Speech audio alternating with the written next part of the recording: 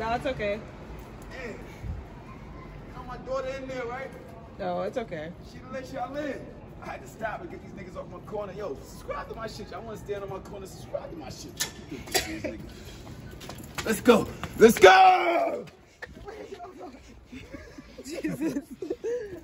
Let's fucking go. This week's episode of So Shameless is gonna be so fucking special, my nigga. Whoa. Should I use this one? To do the drug test? To do my drug test? What do y'all think? I think so. It won't mind. The camera close, let's see. Okay, it says simple and reliable at-home drug test. I'm kind of nervous, man, because I've been speaking about this shit all on social media, and these people really hate me.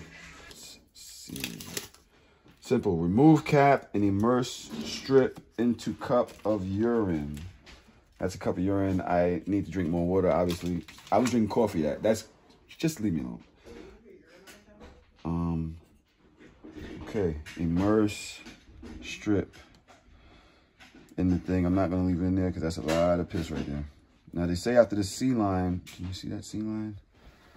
After the C line appears, you let it out. It says two lines appear. Intensity of T line may vary. Even a faint T line equals a clean result. Can y'all see? Do y'all see a faint T line in there? It's like a pregnancy test. Focus on that. Oh, wait! Ew! Come on. Victory! Can't give me no more, baby. I am clean. It's been almost a month, 4 weeks clean. No smoking, no vaping, no weed, no CBD, no cigars, no Black and Mild. Bacon, how you feeling? I'm Gucci, man. Shout out to Gucci. Oh, God. Oh, wow. That just... That's bars, you don't even know. So you just out here blessing niggas with curved glass dildos now? Well, you said she liked the glass. She and does. I was like, okay. This shit has a handle. Shit. This shit looks like Thor's dildo. Like it has like the, it's Mjolnir. I was like, all right, let me send him some new glass shit, because he only got one glass thing. I am gonna fuck her insides up. Son. You know if shit come to your house, you know that's for me. My nigga, both of them know. Okay, so one is erotic boudoir is that deal, bro. Okay, wait, why is this? What's this? The snake? What is this?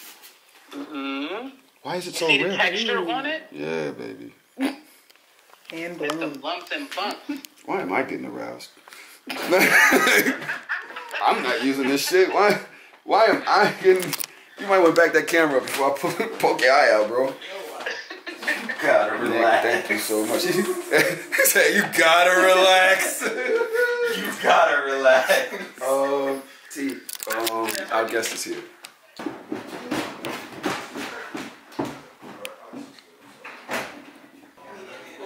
Nice to meet you. Hey, man. I can't believe the cause exhibit is here in Brooklyn. I still have They still doing it? Yes. Oh, I'm definitely going. I didn't know that. Remember the one in Manhattan got raided Oh my God. during the protest. That's fire, That's so beautiful. Ain't it, son? The crazy shit is this isn't my first statuine that I have. I actually, is it statuine? Is that what's called? Cause is the new thing, but back in the day it was Kid Robot. He was Kid Robot. Babes. I had these hand painted years ago. I had these hand painted years ago for my sons, and I've had them in his room. These are Kid Robot monies. I think called money. Yeah, that's crazy, bro. Yeah. Tahoe and Traum gives not one fuck about anything that happens before it's time for him to talk. So, okay. I don't know why, but But he looks older. He's older, right? Get back to Brooklyn. Location. Traum, are we up and ready? Yeah. I'm shameless. So shameless. We ready to get this going? Ready, man. Dodge, I miss you so much. I hope you're in this. I hope you're in the Patreon right now watching this. I want to let you know I'm sorry for the things that I said to you yesterday. Just, yo, we good. We've spoken. We're laughing. We're joking. But just want to let you know I love you and value you so much. Now, there's no reason Dodge isn't here other than the fact that she has to work today. But I just want to let you know that to all my friends and family that held me down over this last week, to the listeners, man, yo. The fact that y'all still fucking here. Shit means so much, bro. Right. You know what I'm saying? Yeah. The fact that y'all still fucking here, man. Like I said last week, I didn't know if it was going to go from all this that to one person. I was going to do what I had to do regardless. The fact that y'all still here means a lot to me, man. You know, somebody, Trav, the gatekeeper. Yeah. The gatekeeper. If I ever go to war or battle for any reason, I need Trav on my team. Like, Trav, yo. It don't get no better. Don't get no more loyal. That's my, you already know, bro. But motherfucker Trav said something to me, and I said, nigga, you know, you complete me. Like, there's no me without y'all. Like, there's no me without y'all. Like, there's no me. This man and me have a history. Hold on, let's start this show. God damn it.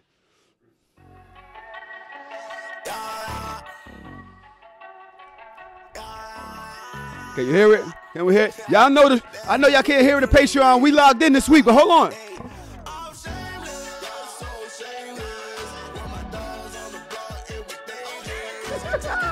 Kadeem, I'm telling you, Kadeem's gonna lock in with us. Come bring the Tahoe truck, body bags on body bags. Come pick this garbage up. DJ mixing in the booth, he leaving traumatized up. I ain't got no tolerance. Let's get these commas up. I'm sitting in class, I can't even focus. Looking at these hoes, like she don't notice. Oh, T Grizzle, you in there, baby? I'm just waiting for the bell, let everybody leave. I passed with an A, but left her with a D. What y'all thought that meant, though? When I said I was shameless, like, what y'all thought that meant, though? I thought I was kidding. Man, I'm shameless, so shameless. Come on.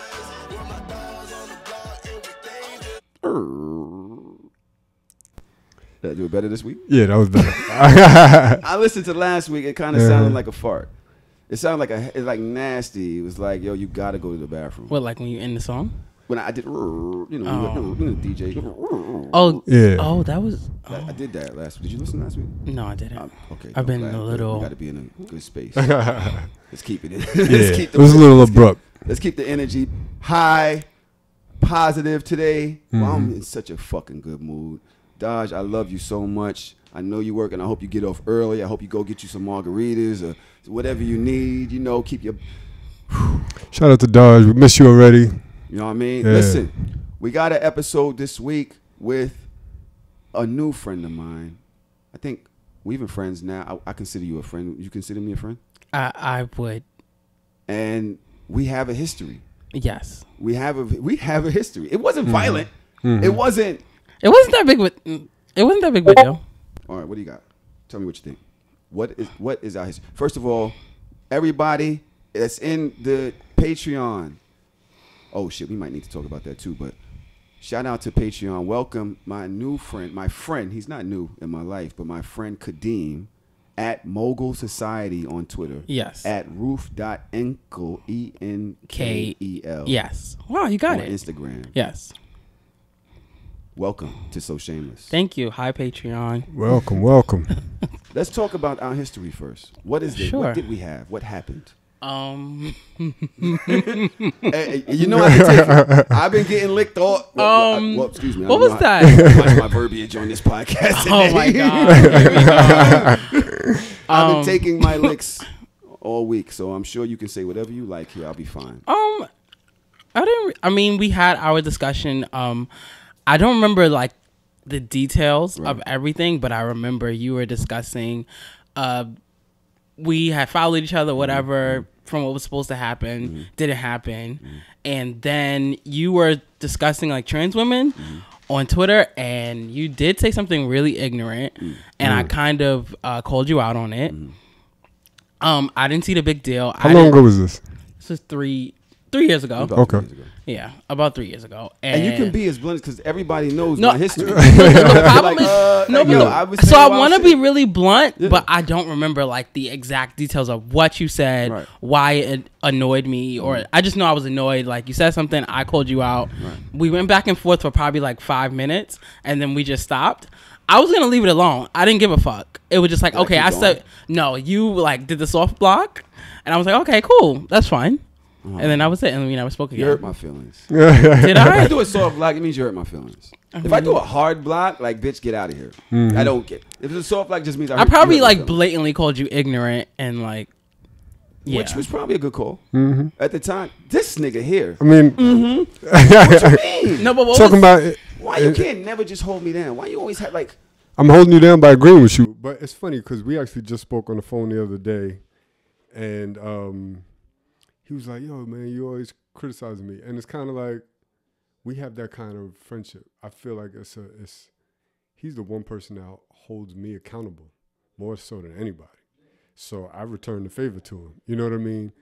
I don't need nobody to agree with me. I need somebody that's going to challenge me and make me better. Like, now, if I don't agree with you, then I'm going against you, right? I'm agreeing with you. You was probably ignorant at the time. He was. That was 3 years ago. He was. Probably said something. It was like you were progressive, but there was still like fight back on certain things. Think I was progressive back then. At that time, no, like you were.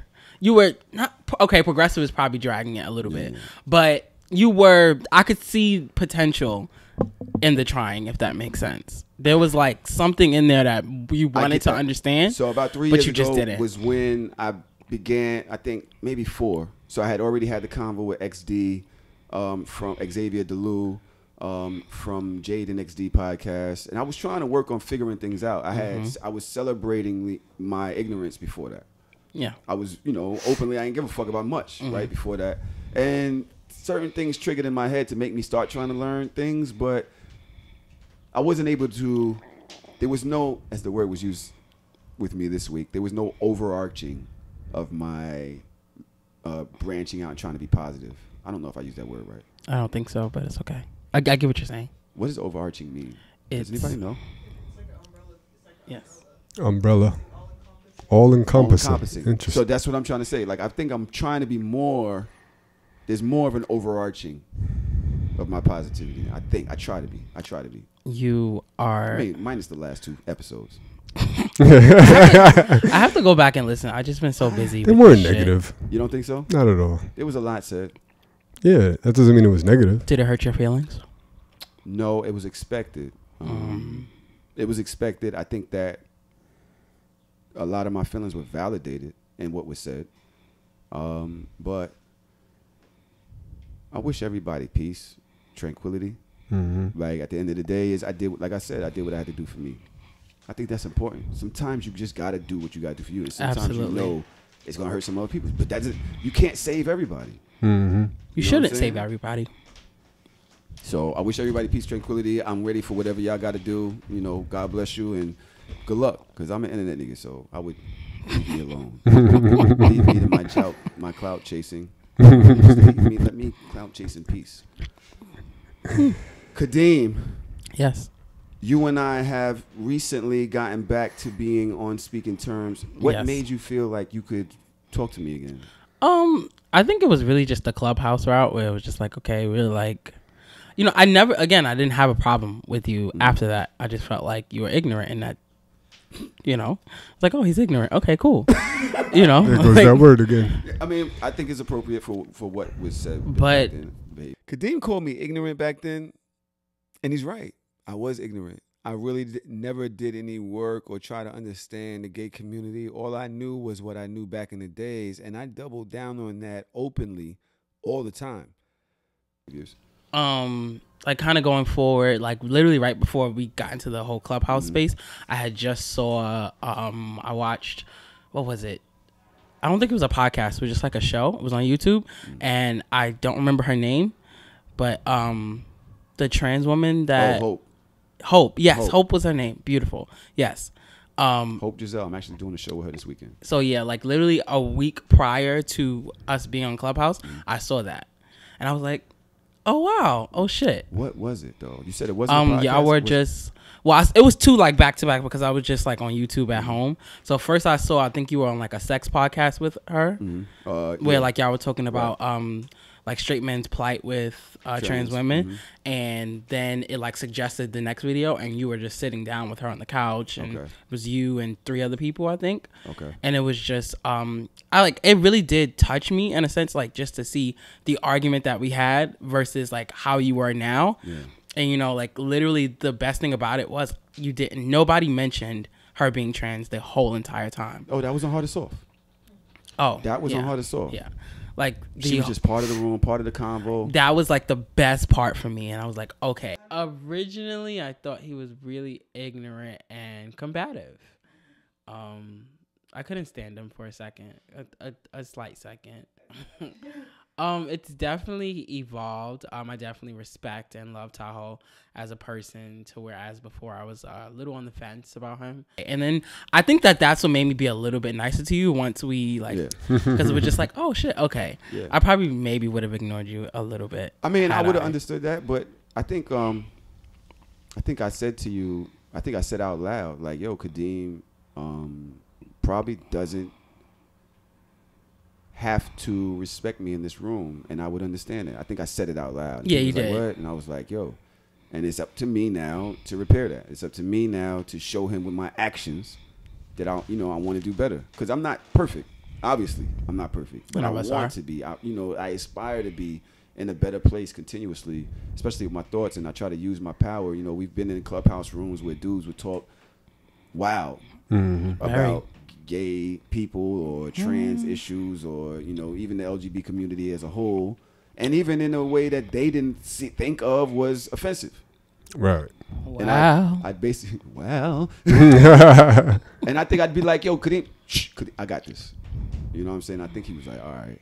Yeah, all right. It was appreciated just because a lot of times it's just like, yo, I don't feel like it right now. Like, how do you have a lot of heterosexual friends?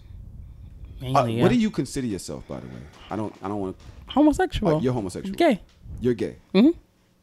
I want to talk about that soon. we're gonna talk about that soon, because there's you know what I think I'm going with that. Yes, I know I know where you're going with it. But you have heterosexual friends. Yes. That mainly. Yeah. We joke with you about gay things. Mm-hmm. You're in rooms where you hear this talk. That sometimes people don't even know that because you're in a clubhouse room. People don't know unless they know you, and all these people come running in, they jump in, they whatever. How does that make you feel being in that space when you start hearing these things? I will say it's funny. Clubhouse was like, I mean, again, I've had like heterosexual friends like my entire life. It's the norm, so I can't really avoid that. But Clubhouse was like kind of the first time to where I didn't feel like my sexuality was such a big thing. Obviously, you run into like little things, little ignorant people here and there, but like, we're all mainly in the same rooms all the time. Those main people that are in the rooms, they don't make me feel like I'm an alien. And that's a lot of times that's how I feel when I'm in a room full of like a bunch of straight people. I feel like I'm just not fucking human. That's how they treat you. That is the first thing that they say. You know what I mean? Like, it's just everything about me is about something gay versus who I am. So Clubhouse was like the first time that it didn't feel like that for the most part. So I don't know. It's just always weird being in a room full of straight people all the time. Can I admit something that's going to sound crazy? Sure. It's when you have gay friends, it takes a minute. Because y'all have your own life and things that like I was listening to, what's this dude name? Lil Nas X song. And I don't know if I told you to listen to it. I don't know if you did. I did not. Okay. He said something. I said, I like the verse. I want to feel on your ass in Hawaii. That's one of the verses in the song. The next verse is something. And then the next verse after that is, I want to ride it while shooting kids in your mouth. Why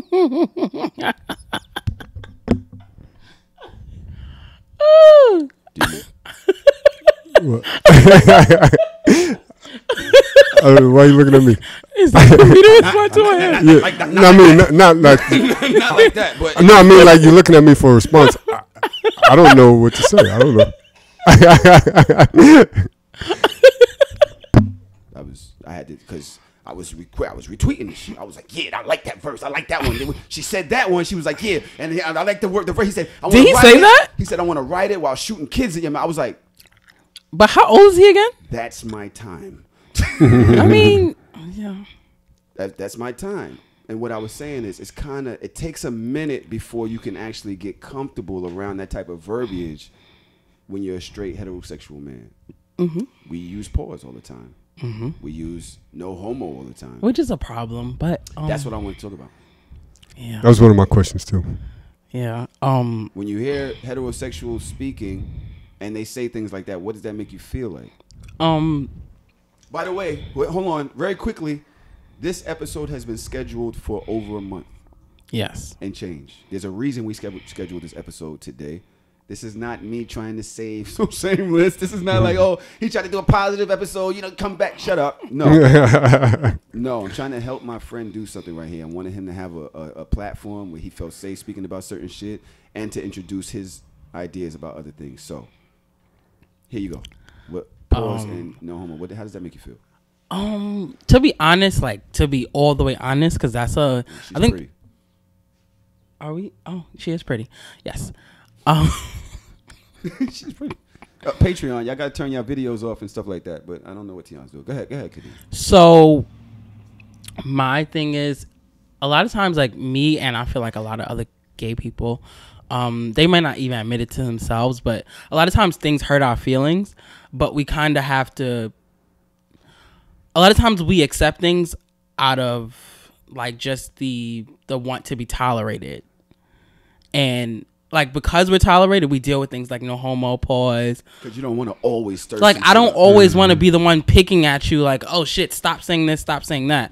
And that kind of started with my father, because my father is literally polar opposite of me. So he calls everybody a faggot when he's mad. And, he's literally a hyper masculine man. So when I first came out, he would say it and then he would automatically look at me and be like, oh shit. He'd be like, does that make you upset when I say it? Wow. And when at first, my father is 53. Okay. Yeah. So when it first happened, he's just like, oh, does that make you upset? And I'm like, no, it's okay. I already know what you mean. And I would tell him that it didn't hurt my feelings, but it really did. So I let it go on for a few years. But it was just because I was so happy that we were good. The fact that I told him and he was just, everything was fine. Right. I'm like, okay, I can't be the one to pick at him. So when people say pause and no homo, I'm so accustomed to it. I'm numb to it now. But it is somewhat of a problem, and people don't realize the derivative, where it derives from. That's actually not even a word. Wow. I like that. But people don't understand the root of it. They don't understand the root of it and why you're saying it. Is one worse than the other? Pause and no homo? No, it's the same thing. Same thing? Really? Yeah, same thing. Really? Pause and no homo is literally the same thing. I would assume that no homo was worse. No. But I didn't know. Because when you're saying pause, it's just literally you're saying, I'm not gay. Or I don't mean that in a gay way. It's the same shit as saying no homo. There's subtle homophobia and there's blatant homophobia. It's just... It's disheartening. I don't like it, but I'm just kind of numb to it at this point. It's a little different. I don't know, in my opinion, because at least when I would say it, I don't say no homo because I feel like it's very offensive. Now, obviously, now that you're telling me that pause is offensive, I'm going to monitor that as well. I'm not saying I don't know. I can't speak for anybody else, and it's not necessarily offensive because, again, at this point, I'm numb to it. Yeah. It's more annoying than anything else because it's just always okay, hold on. Yeah. It's annoying to me when somebody uses pause and they don't need to use it. Sometimes people overuse it. You know what I mean? The thing is that it's almost never needed. Almost actually, why would you have this? I say pause, but it's more so as a fight back, almost like me saying faggot or something like that. It's it's as a joke. It's I can't explain it. Because especially if your friends don't mean it in a derogatory way, in a derogatory way. And this is why I don't say anything about it, But because no, I want to examine that feeling because I want to understand it, because I still say pause from time to time, but I say it in a way like, yeah, don't put your dick in my ass, my nigga, as a friend way. like but not in a way that's like, I'm not one of those. And I don't know if that makes a difference. So it does. So it does make a difference, but it's still, how do I like articulate this? It still comes from the same place. Like, even though like you don't mean it that way, again, I'm not necessarily offended. I'm annoyed that I have to always hear this word all the time, because really it's just a reminder, like, I'm not gay. It's just always someone has to remind you that they are not gay all the time. And it's just, I don't know. It's just, I leave it alone though, honestly. That bothers me a little bit, because it makes me feel like it's the history of homophobia. Yes. That is attached to it. Yes. Being that I've had such a history with homophobia in my own life, I kind of understand when people haven't done the work, but it does bother me when people double down on it and you're trying to explain them certain shit. Like, I actually get mad because they start using all types of excuses. They start talking about emasculation and agenda. And literally, you're talking about telling a person, get back in the closet because you being out here with everybody else makes me uncomfortable. And it's you can't break away from that history. Like, you can, I don't know. Like, I say pause. For me, it's the same thing as, because we can't, like, you know, kind of be obtuse to the whole thing of, that's just the same thing as, you know, quote unquote skinny shaming. Yes, you know, people, it's body shaming, yes, but we all know historically bigger people have had a bigger plight. We all know that. We all know, really, for me, there's no such thing as light skin colorism. Like, colorism is the discrimination of darker skinned people. So it's the same thing of, yeah, sure, you might get skinny shamed, or someone might talk about your skin, or you acting light skin, but it's just not the same. Agreed. It's just, and we know that. Like, you know what I'm saying? So when I say pause, it's really just, okay, I'm just going to feed into the joke. I think feeding into the joke makes me feel better. Like, now, your heterosexual friends joke with you about gay things. Yes. Does that bother you? For the most part, no. Would it surprise you if a person who advocates for gay rights and such as, like, say me, right? I take that kind of shit kind of personally. When I'm in a room and I hear people that you're really cool with joke with you about it, it bothers me. I can see that. It's funny because you don't joke with me like everybody else does. Well, I did today, right? Like today, That's fair. Right? Like, boom. I think, let me see if I have the text. Kadeem is on his way. He's like, what'd he say? He said, oh, okay. He's like, yo, I'm letting him know I'm on my way home. I'm like, yo, I give him my address. I said, bring your ass. I said, heterosexually. He laughed. I said, sorry. You know, but there are people that are close to you that would joke in a way, but it doesn't bother you, but it bothers me because it seems to me that they're taking you out from just being human and regular and focusing on the fact that you're gay, which to me has other follow-up effects. So, to be honest, like, I can't say 100% it does not bother me. But the thing is, and this is how I look at it, a lot of times, like, there are so many other bigger situations to get to before I attack you for making a small joke. When you accept me, when, you know, you're not treating me like an alien or animal or just so different from you, when at a basis, at surface level, I'm good. We can get there later, but there are so many other kind of bigger issues within homophobia as a whole that I hate to even attack like micromanage like how you interact with me when there are bigger issues at hand. So now that confuses me. Pardon me, Traum. I'm not sure if you have something to say, but it confuses me when you're able to make that distinction between that and us using pause. because now I don't know which one is cool or which one is. Well, see, the thing, and that's why I said it just annoys me, but it's not something like, if you notice, like, if you say pause no homo, I'll just be like, what was gay about that? But I don't really attack you. I don't say, oh no, don't say that. That's so offensive. I'm not that person. Right. I don't really attack you for it. I just ask, like, hey, what was gay about that? Like, so if you, like, literally, I just saw a story. Oh, niggas be having nice pants, no homo. What was gay about you looking at somebody's pants? Like, that's the annoying part. It's really more annoying than anything. That's it. What do you think that's attached to? When you say niggas be having nice pants, no homo, what do you think? Where do you think that comes from? Homophobia. But what are we scared of? Why do we say it? You're scared of someone even thinking that you're looking at another nigga pants, which... I would also add to that. I agree with that, but I would also add to that most men aren't used to it. They're not used to being able to compliment another man on his looks, freely, and it's fucked up, right? It's a problem within itself. So it's almost like he's saying, like, "Yo, this isn't common for one man to say about another man, so I'm gonna say no homo because y'all may not understand because we're not used to talking to each other like that." It's kind of fucked up. But, you know, I think it's a little bit more. I'm just adding on to what you said. It's deeper than homophobia, you know what I mean? actually. Yeah, it's a good point. It's just because, and I say this all the time, men as a whole, no matter their sexuality, are not really allowed to be themselves. Right. From the time of birth till, you know, they grow older, they aren't allowed to be themselves. They aren't allowed to kind of show their emotions. A lot of men are emotionally unintelligent, and it's because they're told not to cry, they're told not to speak their feelings, they're told all of these things, and in turn, like, that kind of spills into another kind of cup of homophobia. But the start of it is like the policing of like men's masculinity and like what they can say and what they can't. So that's where it comes from. I think it's definitely like a result of like white supremacy.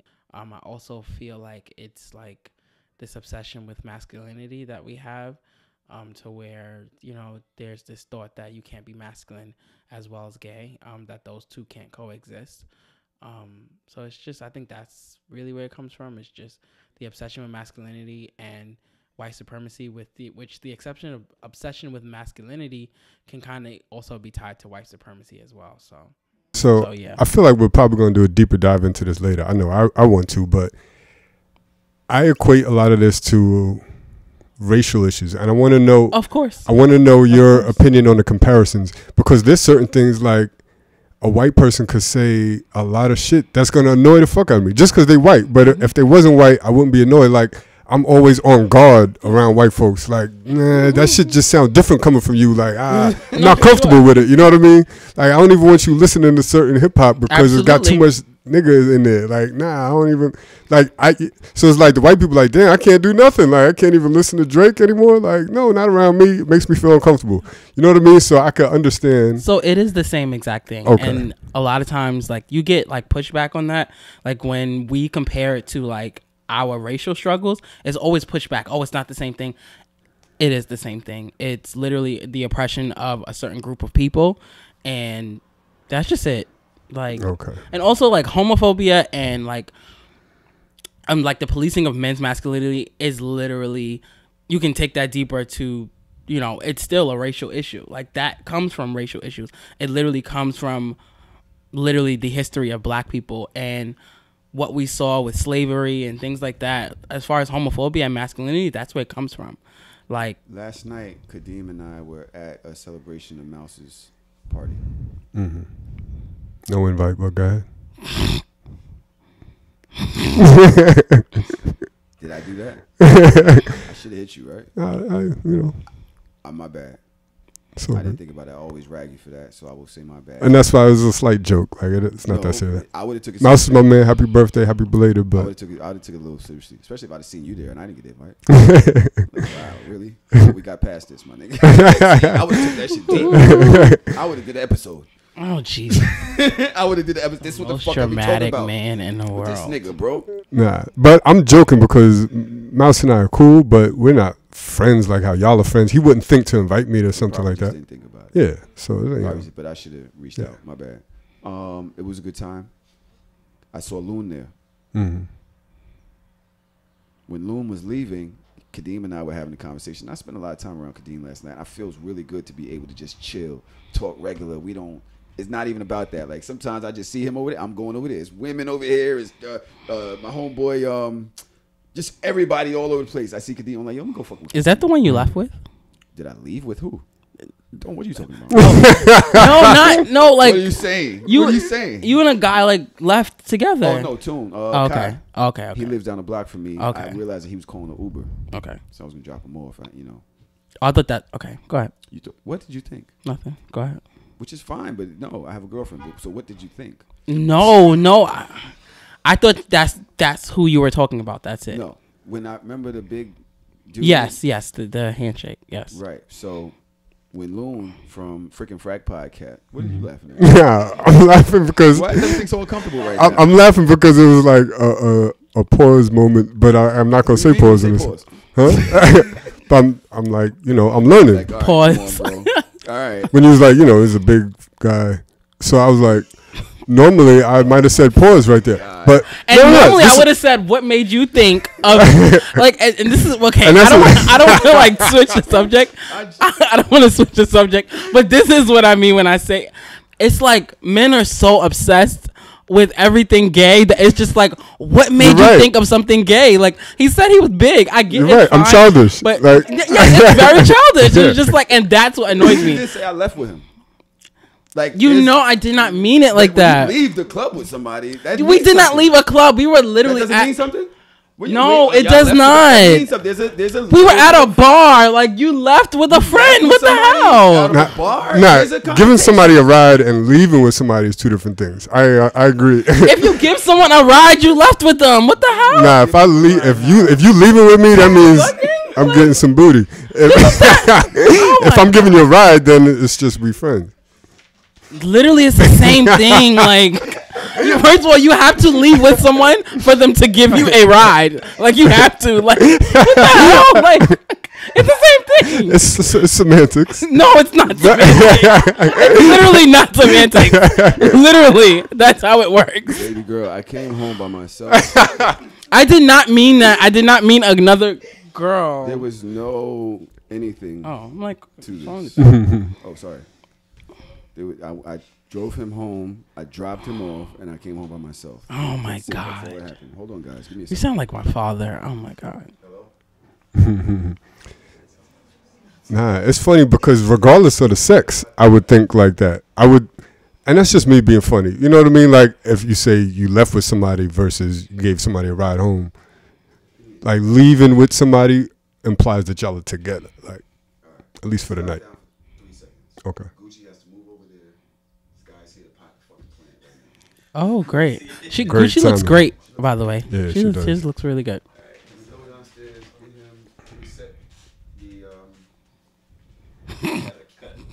We pausing the recorder or not? Okay. So weird. Let's take again. What's up, Patreon people? Come in. Hi. Hello. And of course, repotted. I'm going to put the rocks at the bottom. Did you bring rocks with you? No, we don't All rock. right, I have some rocks here somewhere. I do whatever you want, but if she's doing better, you're gonna start messing with her. You're gonna Shock her again. exactly, and then she's gonna have to get acclimated again. You know what I'm saying?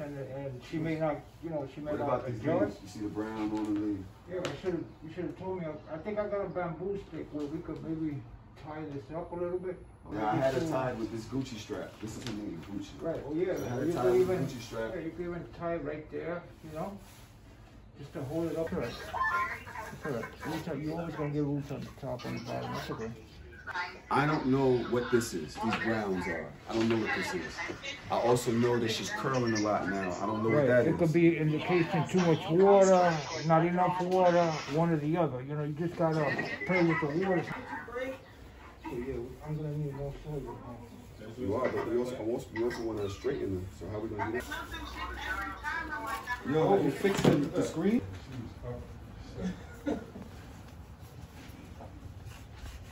All right, so what's happening? All right, we back. We are recording. That was a lot. Plant doctor came in the middle of the motherfucking recording. Ain't that some shit? Gucci literally gets a heart transplant every day. Like, we literally had to stop down the whole episode for it. And I'm cool with it. I just really want her to stop bugging out. She's like a problem child. I don't know if she's 2 years old or 3. It's one of those weird, two terrible years. The motherfuckers is just difficult. Right. But Gucci's looking good. Gucci has her tie back on. The plant doctor put her Gucci tie back on. Y'all thought it? It's funny because, like, he didn't really do much, but that's all it needs is just one little thing sometimes. Sometimes a little bit of dirt. But he said, like, yo, she is good now. Right. Don't fuck with her again. Yeah. Like, he came to repot her and all that. He's like, no, leave her the fuck alone. She's good where she is.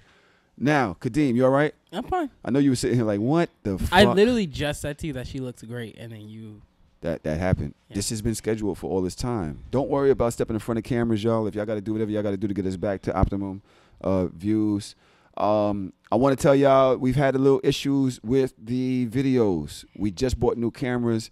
Everything is working out the way it needs to be. Give us some time. YouTube is about to be super lit. We have other things happening. Let's get back into the story. Yes. Loon is leaving the freaking frat. We were talking about masculinity.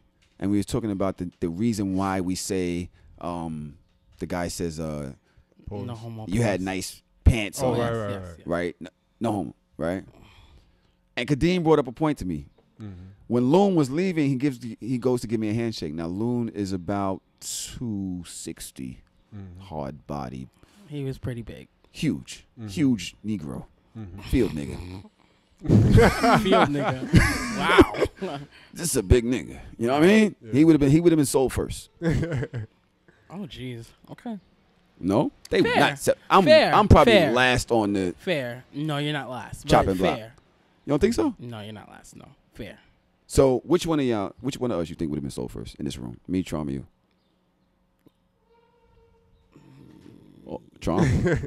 Traum is going first? Why? Why I think Orlando says Traum. Why you think Traum? They might have wanted house niggers though first, right? Or no? You saying I'm a house nigga? Oh shit. This is good stuff. No? I don't know. But which Orlando, one why do you think Traum is going first? Right. Well, they didn't really have light bulbs. It's not like I could change a light bulb back then, but. All right, we're offending everybody. Jesus Christ. Are we? This is so shameless. But we're black. Like, white people can't have this conversation. Correct. That would be fucked up. Right? And it's funny that you made that comparison because that's exactly how I feel about a lot of straight people. Gotcha. Like, stop. Right. Don't. Straight people can't have the same conversations. Yes. Certain conversation. That's kind of what I was saying earlier about some things. Like, when they get cool with you, then they think it's okay to say nigga. Right. Yeah. You know what I'm saying? No, it's not okay. That's how I be feeling. I'm like, yo, we still got to protect because it's other people listening. They don't have that relationship with him. And even so, why does he have to be the butt of these type of jokes? Why he can't be regular? But I feel like, say if you got Mouse or some of the girls in the room, Kadeem knows their body. He knows their body. And I know what everybody stands for. So it's like. Yeah, it's kind of like. You know what I'm saying? Like when certain jokes happen, it's always like, all right, cool. Like I know what you would and wouldn't do. So I was talking about with Loon, right? He goes to give me a handshake, and we start squeezing the fuck out of each other's hands. Now, me, I'm about $170 soaking wet. Loon is 260, hard body, strong. Looks like he go to the gym 6 times a day. We are literally squeezing the fuck out of each other's hands. Kadeem, am I lying? No. He's trying to break my shit. I'm like, nah, pretty nigga, disturbing. I'm very strong. I know I don't look it, but I'm extremely strong, bro. I lift 10, 11 tons a day. Like, and I most do work myself. I don't like driving as much as I like working. It's my workout. Yeah. This is what I do. What are you doing? You're not hurting me.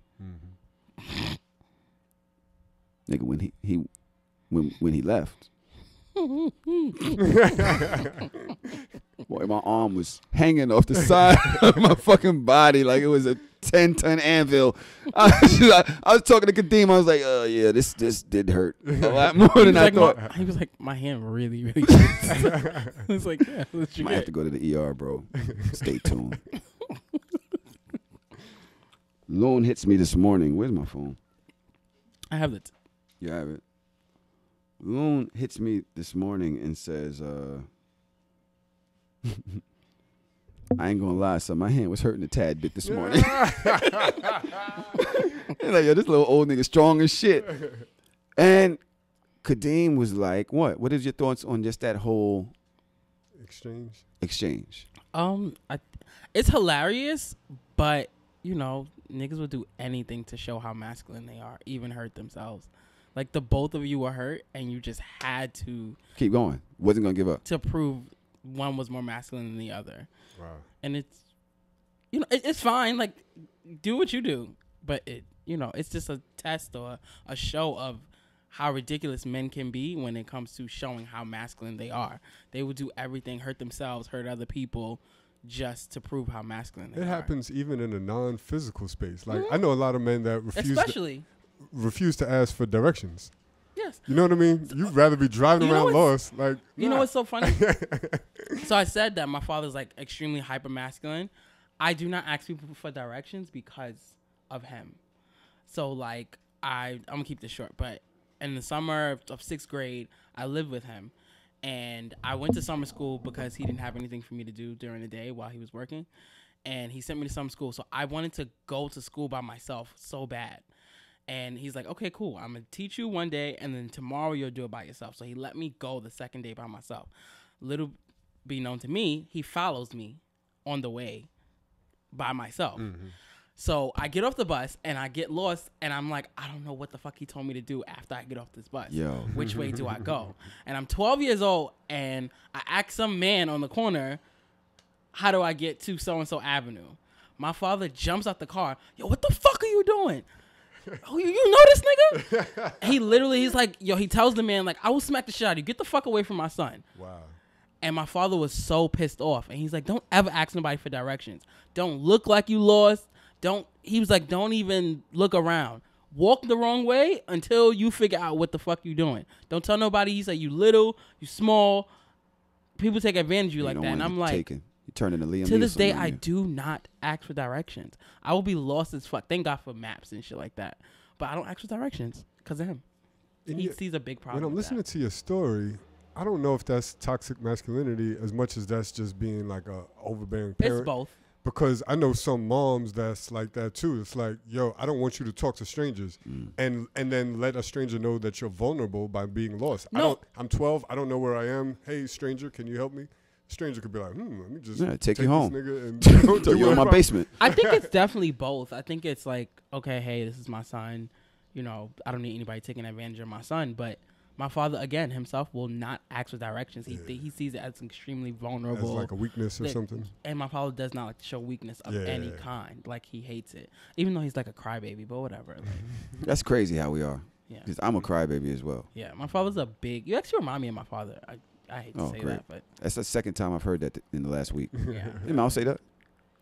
He's like a dad to me. He did say that. Right? Yeah. I did say that. Mm-hmm. When we're talking about how men will do anything to prove their masculinity. Yes. What's the negative sides of that when it comes to homophobia? You know, when I walk into a room and there's a bunch of, like, men do the weirdest things when I come around.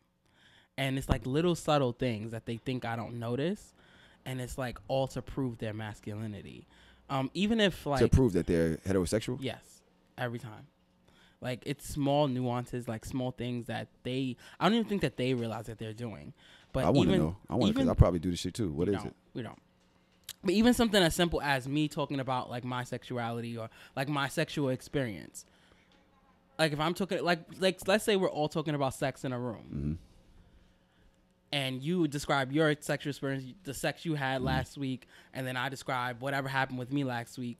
All of a sudden, the whole room is in an uproar. Yo, what? And that has bothered me for years because I don't get to have the same conversations as other people do. Mm. When you have your conversation about sexual experience or relationships, it's all normal. It's all fine. I can have my input. You don't mind my input. We can talk and have an exchange, you know, an intelligent exchange. But as soon as it becomes to my personal experience, it's, hey, yo, boy, like, and these are conversations I have. Why do you think we're scared of that? Like, what does it mean to us? I do not think that you're scared. I think you're scared of that. I think you're scared of what people will think if you are receptive to that conversation. I think we're legit uncomfortable.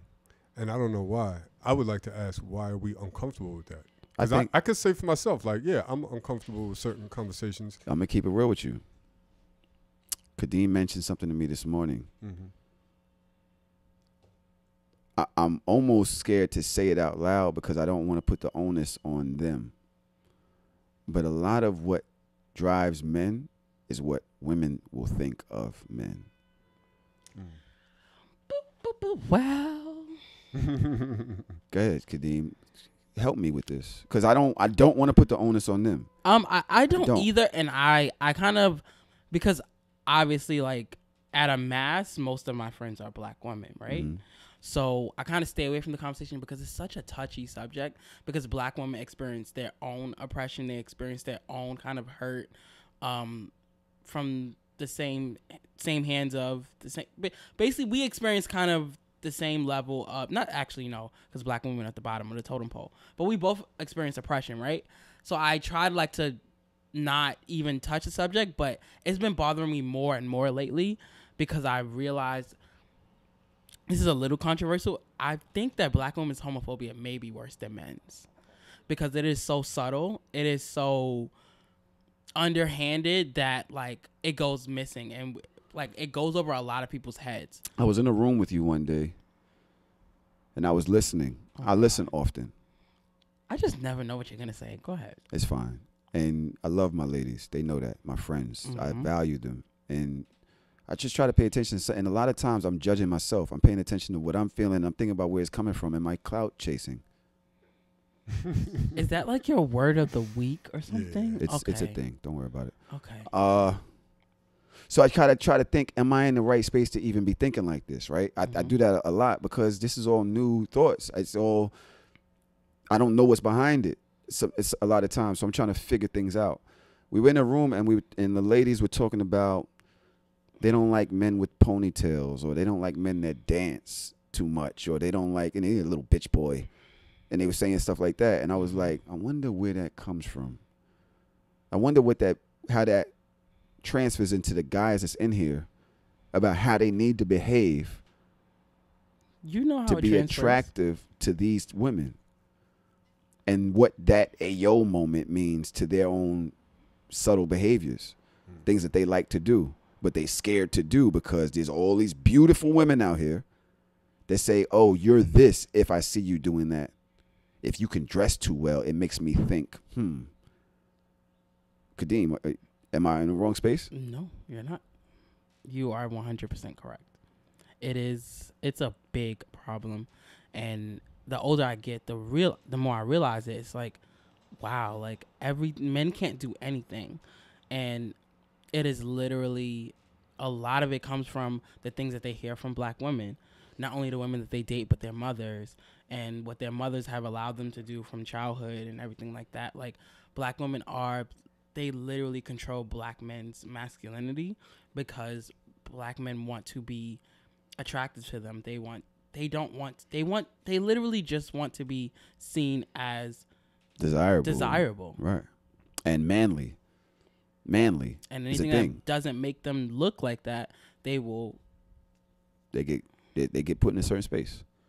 So I got a question, because I can see how a man could be uncomfortable with certain gay situations because of what he thinks a woman would think, right? But I'm going to give y'all an example. I was in a situation where I felt, I'm going to be honest, transparent, I felt uncomfortable. That had nothing to do with women being there. Okay. I was with my girlfriend at the time, my fiance now. We went to a party. It just happened to be a gay party. One of her friends was DJing. Mm-hmm. So I met her there. I came by myself. She was in there, right? So I came by myself. I had to, give the password to get in. I go upstairs, and then I go to the bar, because I couldn't find her, and I felt more comfortable once I found her, and she was by my side, because I felt a little bit uncomfortable being a hetero man in a gay party by myself, because I didn't want to be approached, or I figured everybody would assume that I was gay. And then what the fuck is you doing here? Right. What you scared of? Yeah, I want to dance with you. Is that uncomfortable feeling? Is that homophobia? What's your name? Is that the same as the uncomfortable feeling we have from views from women? Like, because it's totally different. There's no women there other than my fiance. So it's not, I don't think it's about women being there in the physical sense. I mean, So gut feeling, there's like so many levels of it to where that's kind of totally separate of women. Yeah, that's your feelings. So 2 things on that. 1, you felt that way. I can't tell you why. But it's not... Oh, sorry. Homophobia, 1, we have to kind of stop being so afraid of the word, because homophobia is just homophobia. Like, that's what I said. It does not mean that you are, like, literally, the only thing I'm attacking you for is if you're racist. Like, I said to him, I'm like, yo, I still be having little homophobic. He's like, don't say that, nigga. You not. I'm like, yo, you have to be able to address certain shit, bro. Because certain people are so afraid of the word that they kind of miss things that they're doing because they don't want to be homophobic. And it's just like, if you've had homophobic thoughts, if you are thinking, it's okay if you have been homophobic. If you're thinking about you just have to realize the wrong in it. Like, the word, like, you know, most women have been sexually assaulted. That makes people feel uncomfortable, just the word. Rape and sexual assault, it makes people feel uncomfortable just saying it. But it's the truth. Most men have sexually assaulted a woman in some way. Or harassed or somehow. in some way. It makes you feel uncomfortable, but that's the whole point of being uncomfortable, is so you can grow. And addressing it. So if you're having homophobic thoughts, okay, address it. You walking into that party, I get it. I get it, because when I walk into, even though I'm so numb to it at this point, because I'm always in a heterosexual space, right? So I've just grown accustomed to it, and I've grown to like kind of know how to walk and handle myself in those spaces. So I get it. I'm uncomfortable. I just think that we just have to, there's so many conversations that need to be had on both sides. You know what? Because I think we're both uncomfortable with each other in a certain sense. It's just... one side is more harmful than the other. That's all. Sorry to interrupt. You made me feel a little bit better about myself, because I'm realizing it wasn't necessarily that. Maybe it was slightly homophobic, but it wasn't as homophobic as I thought. It's just I'm not used to. Hear me out. Only reason why I say that, because I wasn't used to being in that kind of space. So it's an uncomfortable feeling because you're just not used to it, right?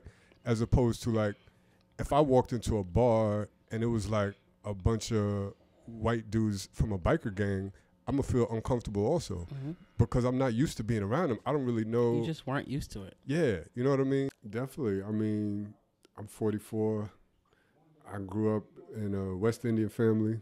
I grew up in Brooklyn, grew up with all the toxic masculinity you could think of. All the like the nigga shit, just fighting and violence and all that, like hip hop. It was there. Like homophobia was present. It was just a staple in the community. You know what I mean? So I grew up in that. I feel like I've always been an open-minded person. I've always been somebody that respects human beings. But certain things are just going to seep into your pores, and you're just going to absorb it up, and you're just going to be that way without even realizing it until later on. You know what I mean? So absolutely. And it's still something that I'm trying to deal with now. Like, I'm trying to be less ignorant about it. I'm trying to be more of an ally. I'm trying to be more understanding. I don't know socially. I don't know what to do or where I fit in this room. Like, so, okay. Good. So I have a quote about jealousy, and it applies. Jealousy doesn't apply, but I think it applies. What I say about jealousy is it applies here. I always say, like, jealousy is a normal emotion. It's what you do with it. So those feelings, there's really nothing wrong with those feelings as long as you don't let it, make you react or do something that is harmful to someone else. So if you're in that, okay, you're uncomfortable in the party, whatever. Just, like, be aware of those feelings that you're having and let that guide you. Right. You know what I'm saying? Like, if just be aware of the feelings you're already having, and then let's say somebody does come up to you, think about that. Right. Like, I know I'm uncomfortable. I probably shouldn't be uncomfortable, but I am. Be comfortable in the fact that you're uncomfortable, and then let that guide you in how you treat others. Right. Because when someone approaches you, you might say, you know what, let me be careful of my responses. Now you're saying, oh, no, I'm good. I'm sorry. I'm just going to get a drink. I'm good. Right. Even though. Now, I have a friend who is homosexual. And as a matter of fact, I want to come back to the black women homophobic. Yes, I think that's important that we speak on it in a little bit of totality, because I don't want to put make them the issue. I don't think they're the issue. No, I think don't. our culture really pushes a lot of this on all of us, and misogyny and it's a collective being in a effort. Western society. I be using a lot of these things. I don't be knowing what I'm talking about. No, you're actually spot on. You're spot on. I be like, all right, what does that mean? I've heard it before. It's funny in my head. I said, "Oh wow, Tahoe." Okay. Yeah, I know. I heard it before. Okay. Mouse, where are you? Help me. What the fuck was I about to say?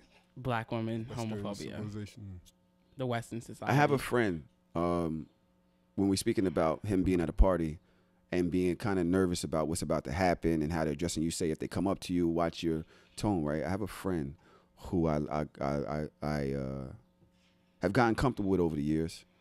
He's very gay, extremely gay. Throws his dick in every conversation, right? Continuously hits on me. And I'm always trying to tell him I'm not interested. That's not how I play. Is he genuinely interested or is he just... I don't know. But it's continuously like, yo, if you want your dick sucked, you know I'm around. My mouth is available. You know, I'm not doing anything with my mouth right now. What are you up to? Like, it's like... So I want to be sensitive to that, right? I do. Because I think sexual harassment is sexual harassment. Like, that is sexual harassment, honestly. So Sorry. But when I try to be sensitive, all I can think about is what men do to women on a daily. And I feel like it's always like, okay, now you know how women feel every day, every second of their life. You know what's funny? But I want to be sensitive to it because sexual harassment is sexual harassment. The conversation it's like, now you know.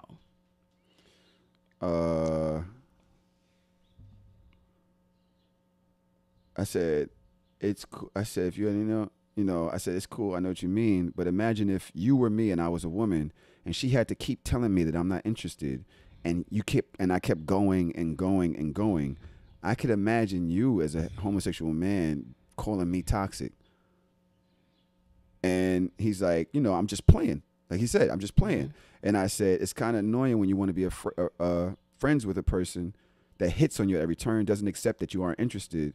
And as a matter of fact, men, especially heterosexual men, always use the I was just joking, I was just playing word to mask toxic behavior. So I hate to take up for y'all, but I hate it. I really do. I'm burning inside. Let's go with this. Let's go with this. I'm trying to be nice, but it's like, bro, and now you can't, you know, it's very often that homosexual men always say men. You men. And I was like, yo, you know, y'all are men too. But in a way, depending on how you identify, fine. I actually hate that reminder, but we'll talk about that. You know, fine, whatever. But if you're exhibiting this towards other gay people, you're doing the same behavior. Or even if you're doing it to straight people, you're doing the same thing that we do to women. It's the same thing. It is the same thing. And I have said this for a long time. Men's hormones lead, and gay men, straight men, their hormones lead to mental illness, and I really do feel that way. It makes them do things that are really ridiculous. And just like, you know, men are with women, gay men are that way with other gay men, with other straight men, and something is not clicking in there, and I just don't know what it is, but it's a real problem as far as like the things it makes you do. Like, it's sexual. A lot of men sexually harass people on a daily, and gay men say the same thing to other gay men. Oh, I was just playing, I was just joking with you. And they think that is an excuse, and it's not an excuse. You're not really just joking, because if I said I was with it, is you with it? You know I'm about to get my dick sucked. Yeah. So it's like immediately, like there will be no pause or thought if I say I'm with it. So you're that's not a problem. joking. And then you would be too dramatic, or people would call you dramatic if you just said, I don't want to be friends anymore. If I blocked you or something, now I'm I don't homophobic. give a fuck if you're gay, straight. If you keep harassing me, I'm not going to keep being friends with you because you're making me uncomfortable. I've told you this. You will not stop. So now we're not friends anymore. I ain't gonna front. I empathize more with women being harassed because I was always sexually harassed by a gay man. I was like, damn, I know how it feels now. But is this skinny? Is it almost like me feeling offended by this? Is that like my version of skinny shaming, being skinny shamed? Nah, not necessarily. I think so. Well, you know what I'm saying? If he like blew it up to a point where like oh, this is a big deal in the community. Exactly. If he made it a big deal. Yeah. That would, yeah. But if he personally just acknowledged it, was like, wow, now I understand the feeling, and now I can empathize with somebody else, then I don't think there's anything wrong with that. You know, it's nothing. It's sexual harassment. I saw a woman the other day, gorgeous, dark skin, dark skin, glowing, shiny. Oh, body was crazy. I wanted to tell her so bad how good she looked. But I said, she's probably heard that 70,000 times today. Mind your fucking business. Just acknowledge it and go. Don't even stare. Like, try to get a peek and go. And even though she won't know that you're doing it, I'm pretty sure she knows that you saw and is expecting you to say something. The thing is, women can feel before anything. They be knowing they look good, bro. Like, they can feel you staring a hole into them, and they're already uncomfortable about that fact. And then you make it worse. Hey, yo, it's a lot. So, let's go back to how much time we have. We have 40 minutes left.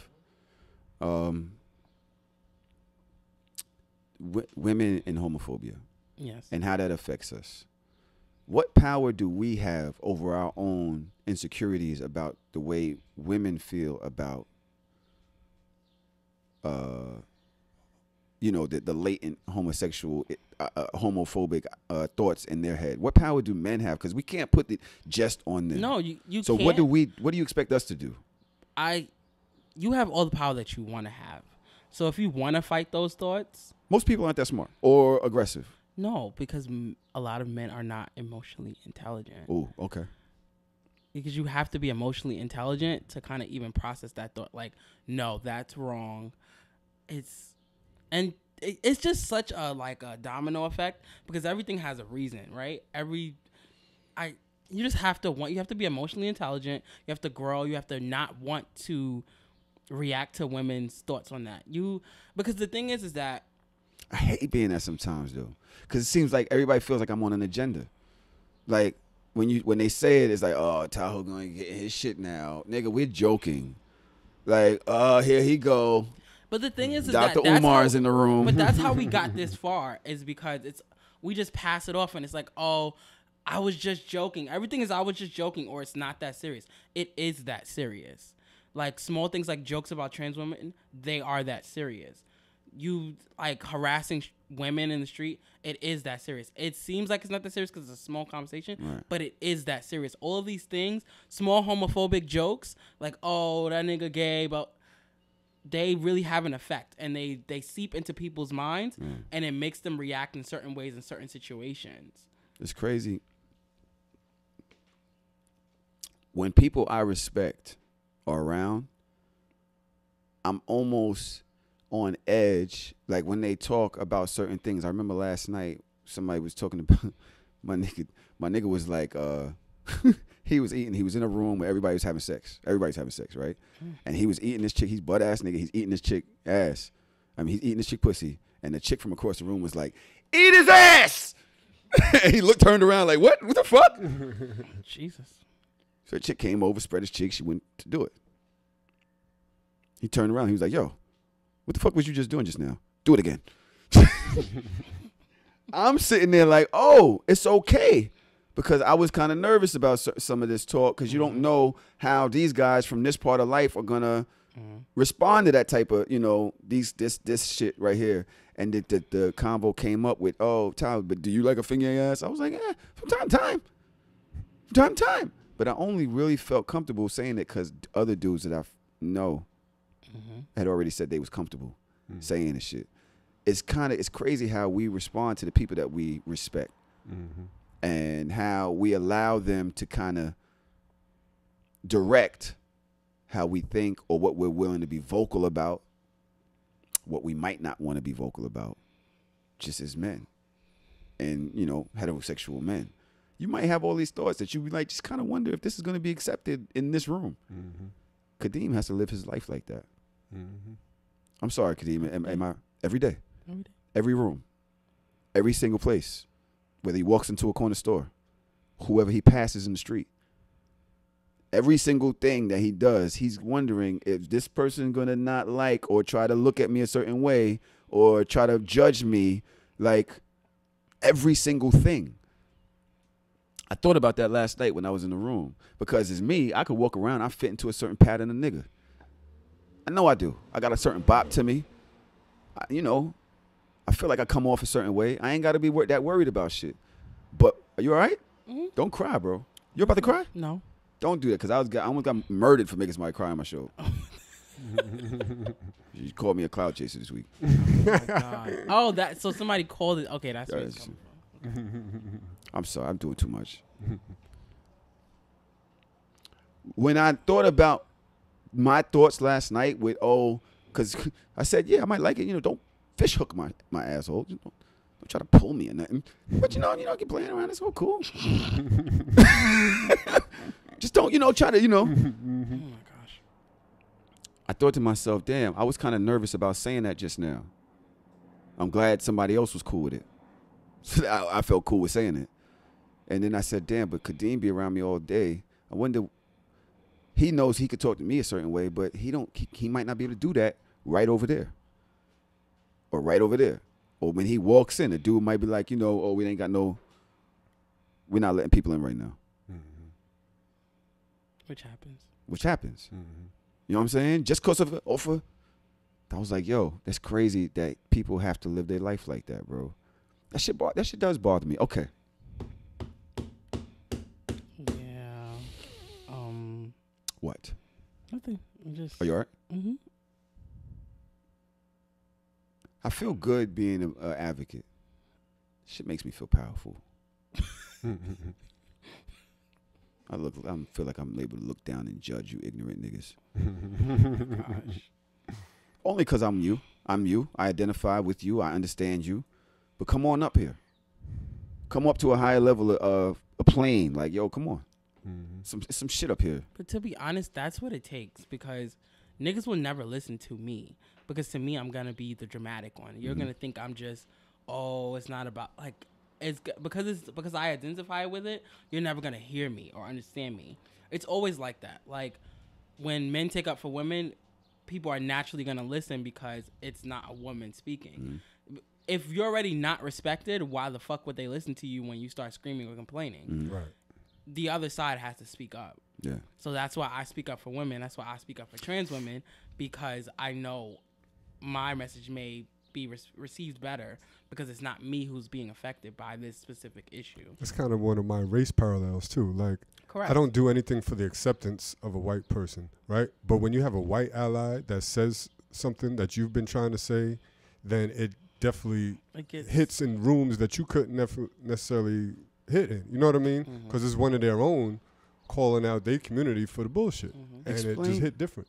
Explain to me something that I don't understand. What?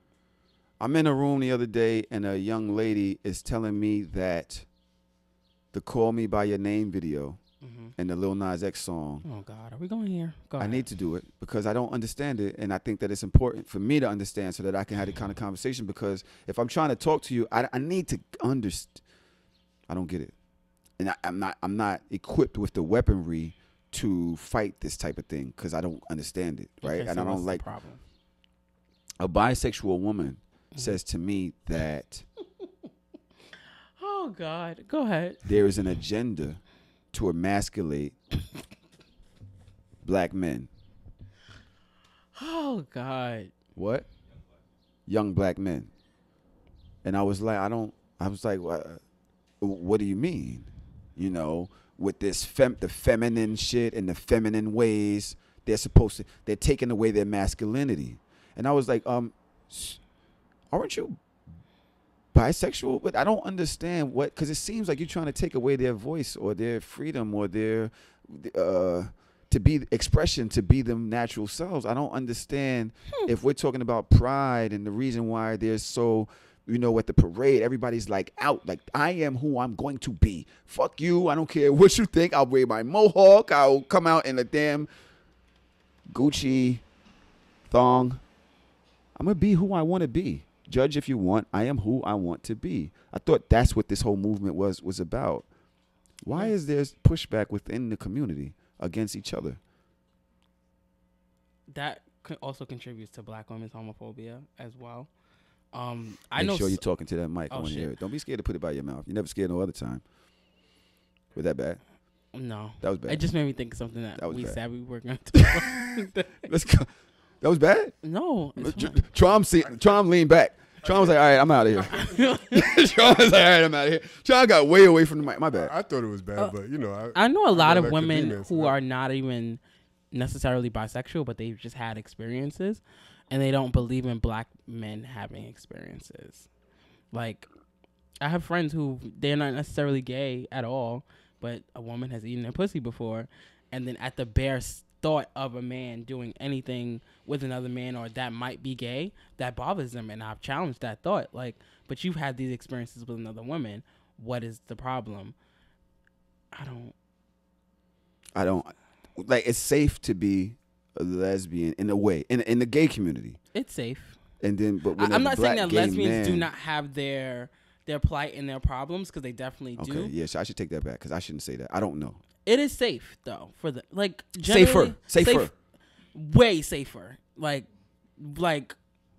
But as on a whole nother road. As a man, black man specifically, I believe, from what I can tell, it's a lot harder to be an openly, like, especially if you're, what's the word, masculine presenting? What's the word? Yes, masculine presenting. Where one may think she might be interested in him. For him to be, there's a judgment that comes along with that, especially even in the gay community. But I don't understand why. What is it about? And what do I say to that? Like, because I try, and Orlando is a lot better at it. He killed it. Orlando was like, yo, so emasculate, we need to figure out what masculine is. What does that mean? Is that what you said? Define masculinity first. Because the thing is that I think people are like so obsessed with words, and they're so obsessed with them, they don't even know what words mean. Masculinity, we all have masculine energies, we have feminine energies. It is literally just an energy. It's not that fucking serious. Like, and we're so obsessed with, I'm masculine. Same shit with you fucking holding somebody's fucking hand. I wasn't holding his hand, I'm squeezing. Oh my god. Pause. Okay. Sorry. Okay, I'll pause I don't know what I'm going on. I'm leaving this. I'll pause it. Ah, damn. Hand wrestling. Is that better? Hand wrestling? I don't know what the hell it was. Man. But man holding, it was squeezing. I just fucked up several times. You squeezing It was a firm handshake. It's a firm handshake. You see? Then I left the bar with a guy. Yes. You had a pretty gay night. It was great. Great. I'm glad. I'm happy for you. Thanks, man. Black men should be able to experience all experiences. There you go. Here's to that. But I don't know. I just think masculinity, I think we just take it so serious. We're just, again, like you said, in the gay community, it's like very much so. So I got a take on that. And my take is something that I've struggled with because I don't want to come across as being ignorant or insensitive, but I'm very racially sensitive, as you could probably tell from this convo. Like, I believe that there's a lot of things at root to that you could put to the root of white supremacy and how black men are treated. So when people make a comment like that about the emasculation of black men, I do feel like there is an agenda. Maybe emasculation isn't the proper word because, like Orlando said, what is masculinity, right? But I do feel like there is an agenda, and there has been an agenda, and it's actually on record that there has been an agenda to break up the black family, to break up the structure of the man, woman, and child scenario. And economically, it's taken its toll on the black community, as well as socially, as well as black men not having a presence in their child's lives. So I don't know if that's a stretch of comparing that to emasculation, but the disappearance of black men, which to me is emasculating. Those men are not handling their manly responsibilities. When you look at what my definition of masculinity is, being responsible man, taking care of your family. You can't be feminine. You can't come off feminine and do the same thing. Absolutely, but that's just part of what I think is being a man. So what do you could define think? But man doesn't mean masculine necessarily, right? No. So again, and that's why I'm like, emasculation may be the wrong word, but the subject that we're talking about, I do have a concern about, and I do feel like there is an agenda. So what exactly do you think the agenda is? Like I said, I feel like and how do you think that? Because like when people say that there's an agenda, I always want to know like exactly how does it work. And what is it? What do you think is going on? I think that people are confusing like an agenda with the world progressing. Like, I think the world is just like people realize like certain things are okay, so we're moving forward. I don't think it's an agenda necessarily. What's the agenda again? I want to. So going back, since we already went there, going back to slavery, right? We did. We want to talk about agendas. This is the extreme, but I've read before that. Obviously, we know that black women were raped during slavery, right?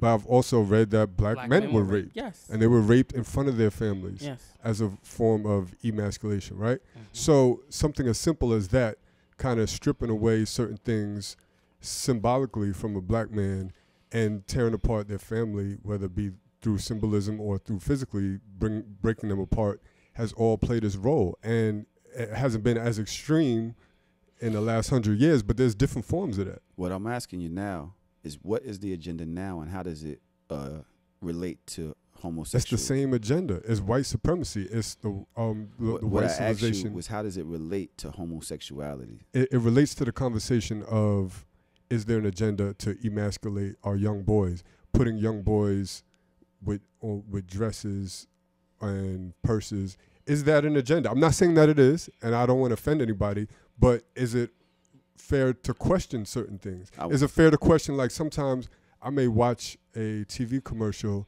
and it'll be like a very diverse commercial. You'll see all races and types, and everybody will be represented except for a heterosexual black man. You know what I mean? It's like there's not as many black men positive role models that I would like to see in certain high places in society. And how does that relate to homosexuality? It relates to emasculation. That's how it relates to the topic that we're talking about. I think what we have to, like, okay, you don't see representation, right? Like, 'cause that's basically what you just said. In that commercial, you didn't see representation.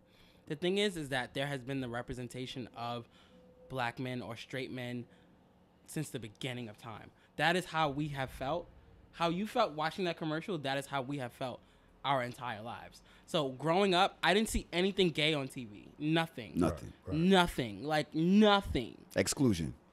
Just purposeful exclusion. The closest I got was like Real World, where there was like one gay person, and that was later on. Like the earlier episodes of Real World, no. Right. So it's like, I think it's just all about understanding, like, how you felt in that moment is how we have always felt. Oh, I definitely understand that, yeah. And I think, like, regardless of that one commercial, y'all will never stop being, like, represented on TV, ever. Nothing will ever stop that. Like, no matter how much there's an agenda, it cannot be stopped. Like, literally, you are the norm, unfortunately. Do you believe that there are people that believe in the power structure of white supremacy? Yes. Do you believe that? I don't believe it's connected to homosexuality, though. Do you believe that one of their main threats is the heterosexual black man? Because I do. So that's why the agenda of emasculating black figures could exist. Because I believe that black men are a threat to the white supremacy system. What about homosexual black men? You don't think they're a threat? I don't think as much, because to the white supremacy. I don't think so, and that's just my own thoughts. And again, that's why I was kind of hesitant to bring it up, because I'm like, I don't want to sound ignorant. Because I need you to be able to represent people that. I don't want to sound ignorant, but yeah, these are thoughts that I have as a pro-black man that studies history, and I'm very concerned about race relations. I think about these things. So I said something last night, actually, because Mouse, Nate, they all make the same joke, is that they don't want to beat me up because hate crime. Mm-hmm. And I had to tell them, I'm just like, I highly doubt that you'll be charged for a rape crime with me. Rape crime. Oh, wow. Hate crime. That was crazy. Yes, it was. That was wild. It was. I take that back. That was flagrant. I didn't mean that at all. That's where your mind goes a little place sometimes, bro. Yeah. You told me that. All right. Good. No, it's fine. It's fine. Good. Oh, wait. It's fine. I cannot stand this, man. I literally just had to tell them, like, hey, I doubt that you'd be charged for a hate crime with me. That is for me, like, the hate crime thing is for white people and, like, Asians. I don't think that I want to say this. I don't think so. Give me a second. Traum. Mm-hmm. You here? Yep. So I've been thinking about what you were saying. Mm-hmm. And one of the last things you said was the heterosexual man is a threat to white supremacy. Heterosexual black man. Heterosexual black man is a threat to white supremacy. And you're talking about an agenda and linked it to homosexuality. And what I want to know is, how powerful do you think heterosexual black men would be if they aligned themselves with homosexual black men and both attacked white supremacy? Absolutely, I agree 1,000%. So now when you give them their voice and you don't exclude their voice, and heterosexual black men celebrate their voice, does that make us weaker or stronger? I agree. I understand where you're going with this, and I think there's a lot of things that are part of an agenda. I think the what you're alluding to is the divide and conquer. Yeah, we're too split. Like we shouldn't be fighting amongst ourselves. So when we have a common enemy. Like, so when we're talking about giving them free voice in our rooms, creating safe spaces for them, taking us down off of the top, because if there's a black supremacy, they may feel a straight black male supremacy, right? And we say, yo, you know what? You go up. You take the lead. We're going to support you. We're going to push you because we know that you've always felt less than, especially by us. And we don't look at it as a threat to us because this is my nigga. This is my nigga. Whoa, let me get my shit off. Mm-hmm. Right? He's my brother. He's not heavy. He don't pull me back. Mm-hmm. He don't hold me back. This isn't about me. This isn't about pushing me down. This is about pushing him up. How strong do you think that becomes? Because with this type of talk, right, when we're talking about an agenda against homosexual men, especially black homosexual men, because these are my people, right, I feel like we're putting ourselves back. It's almost the same thing when we do to black women. We're putting ourselves as the main thing and we're pushing their shit away. We matter more than them. It's like, no, bro, we all do. All of us. There's an agenda to fuck up all of. That's the agenda. To fuck up all of us. They not better off. It's literally the point of white supremacy. They're not better off. They're worse off because we're hating on them too. And white men don't give a fuck about them being gay. They see them black first. Which is why I say I doubt you'll be charged for a hate crime with me. They're going to see two black men fighting. Like, they don't give a fuck that I am gay because I'm black. That it applies to white people. I'm sorry. That's just who it applies to. But that reminds me of D-Ray when everyone found out that he was gay. And it was like this big blow up on Twitter. And a bunch of black men, they're like, the actor? oh, no, the activist. The blue vest? Yeah, he always wears the vest. He has no idea who he is. Okay, He has no idea who he is. Oh, jeez. Okay. No, no idea. Yeah. Okay. Yeah, so, like, everyone found out he was gay. And then I see a bunch of black men on Twitter like, oh, a homosexual man can't lead us. How is he supposed to lead us? And I'm just like. I saw that. And the thing is, everyone was following him. Like, you know, like, everyone was behind him before they realized that he was gay. And then all of a sudden they took their support back.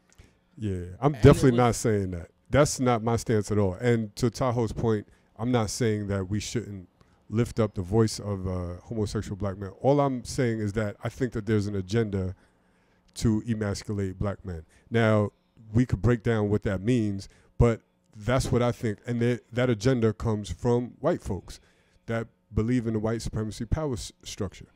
I'm not saying that we need to buy into that. I'm just acknowledging that I think that it exists.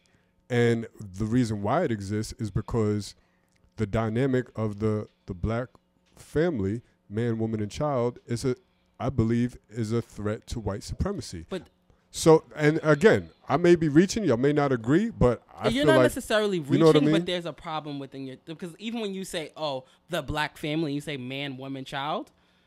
Right. Like that's the problem, is that I got you. That is how we're seeing things when the black family is not just a man, woman, and child. Absolutely. The black family is a black family, period. The black family is consistent of parents, children that are black. Agreed. It does not matter whether it's a man, woman, and child. It literally does not matter. Agreed. Like, and I think that's what, because when you see Get things to on it. TV and it's like, this nigga dancing. I hate This nigga's in here, shimmy in. what the hell is wrong with you? Like, oh my god. Oh, nigga, I'm over here shaking. Go ahead, nigga. Talk You're your a shit, sicko. nigga. I'm sorry. I'm turning my mic And off.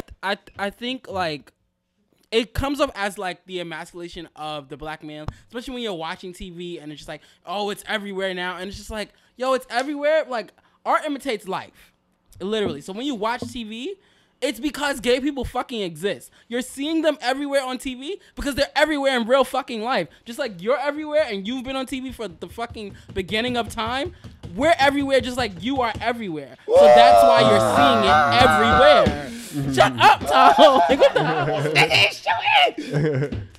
What the hell? Not This nigga shooting. Yeah, this nigga shooting blood. I just don't think it's the emasculation of black men. I just think, again, we're just progressing. Like, there is an agenda, but there's an agenda for black people as a whole. Yeah. Because we're all oppressed on certain levels. Black women at the bottom, black gay men right above them, black men at the top, but really still at the bottom. You know, we're all being oppressed. So I agree with you, and you made a lot of great points. And I'm learning some things, right? I'm learning, like, I can't say black family and exclude the homosexuals, right? Very good point, right? As far as, like, do you believe that, my point is this. I definitely feel like there's an agenda against black people as a whole. But I also want to say, and y'all tell me if you agree or not, do you feel like black women are treated... Black women are treated as the same level of a threat to white men as black men are. They can't be treated as that same level of a threat. First of all, women are not seen as a threat, period. So, because, first of all, they don't even get paid the same thing as you. So, they're like, literally, to white men, I feel, or white people, black women are not even a factor, which is the problem, which is why they're at the bottom. So, it's almost safer to celebrate a successful black woman than it would be to celebrate a successful black man in a white supremacist's eyes. You understand where I'm going with it? But when, no. Because so they don't like black people in general. No. But what I'm saying is there's different levels if you're looking at their agenda. Looking at it from a racist agenda's eyes, there's levels to it of what's acceptable. And yeah, I hate all of y'all niggas, but there's, you know what I mean? One is more of a threat. And it's funny, I was listening to Hard as Soft and you was talking about your trip in Jamaica and you was at a nudist colony. You was like, yo, there's white people there. Everybody's walking around naked. You was like, yo, I see why white men hate us. You know what I mean? Right? White men have something specifically. White men specifically have something against black men. That doesn't mean that they don't hate all black people, but I think it's a specific thing more so to black men. You know what I mean? Than to say black women. So you have to So realize. that's why I'm saying there's an agenda, I think, specifically. I don't want to harp on it too much because you made a lot of great points. So I'm not trying to like say that, oh man, I'm right. Kadeem, I accept where I was wrong. Finish yours and then let's move on because I only got 14 minutes left. Okay, I realize what you're saying, right? I just feel like we just have to realize we are all. So black women aren't necessarily a threat, no, but they are attacked on a daily, just like you are. More so, like so I'm not saying that one is oppressed. I'm not trying to do the oppression argument. Who's more oppressed? I just want to make sure I hope anybody listening doesn't. Yeah, please. Yeah, that's not. To make sure that I'm not trying to do that argument. I'm just trying to understand white supremacy so I know how to fight it. I just don't think that white supremacy has an attachment to homosexuality. That's all. And I think that it exists. Obviously, we cannot argue that. Okay, I wouldn't put nothing past them. So no, me either. I would like to continue this conversation another time, because we're able to, in this short period of time, we're only able to attack certain things, right? And then we got to keep moving on. We got so much thing going on. Gucci had to be repotted today or whatever. So there's so many different things that we cutting out. I wish Dodge was here for that little portion, and I wish Mouse was here for that little portion. Oh, that would be good. Right?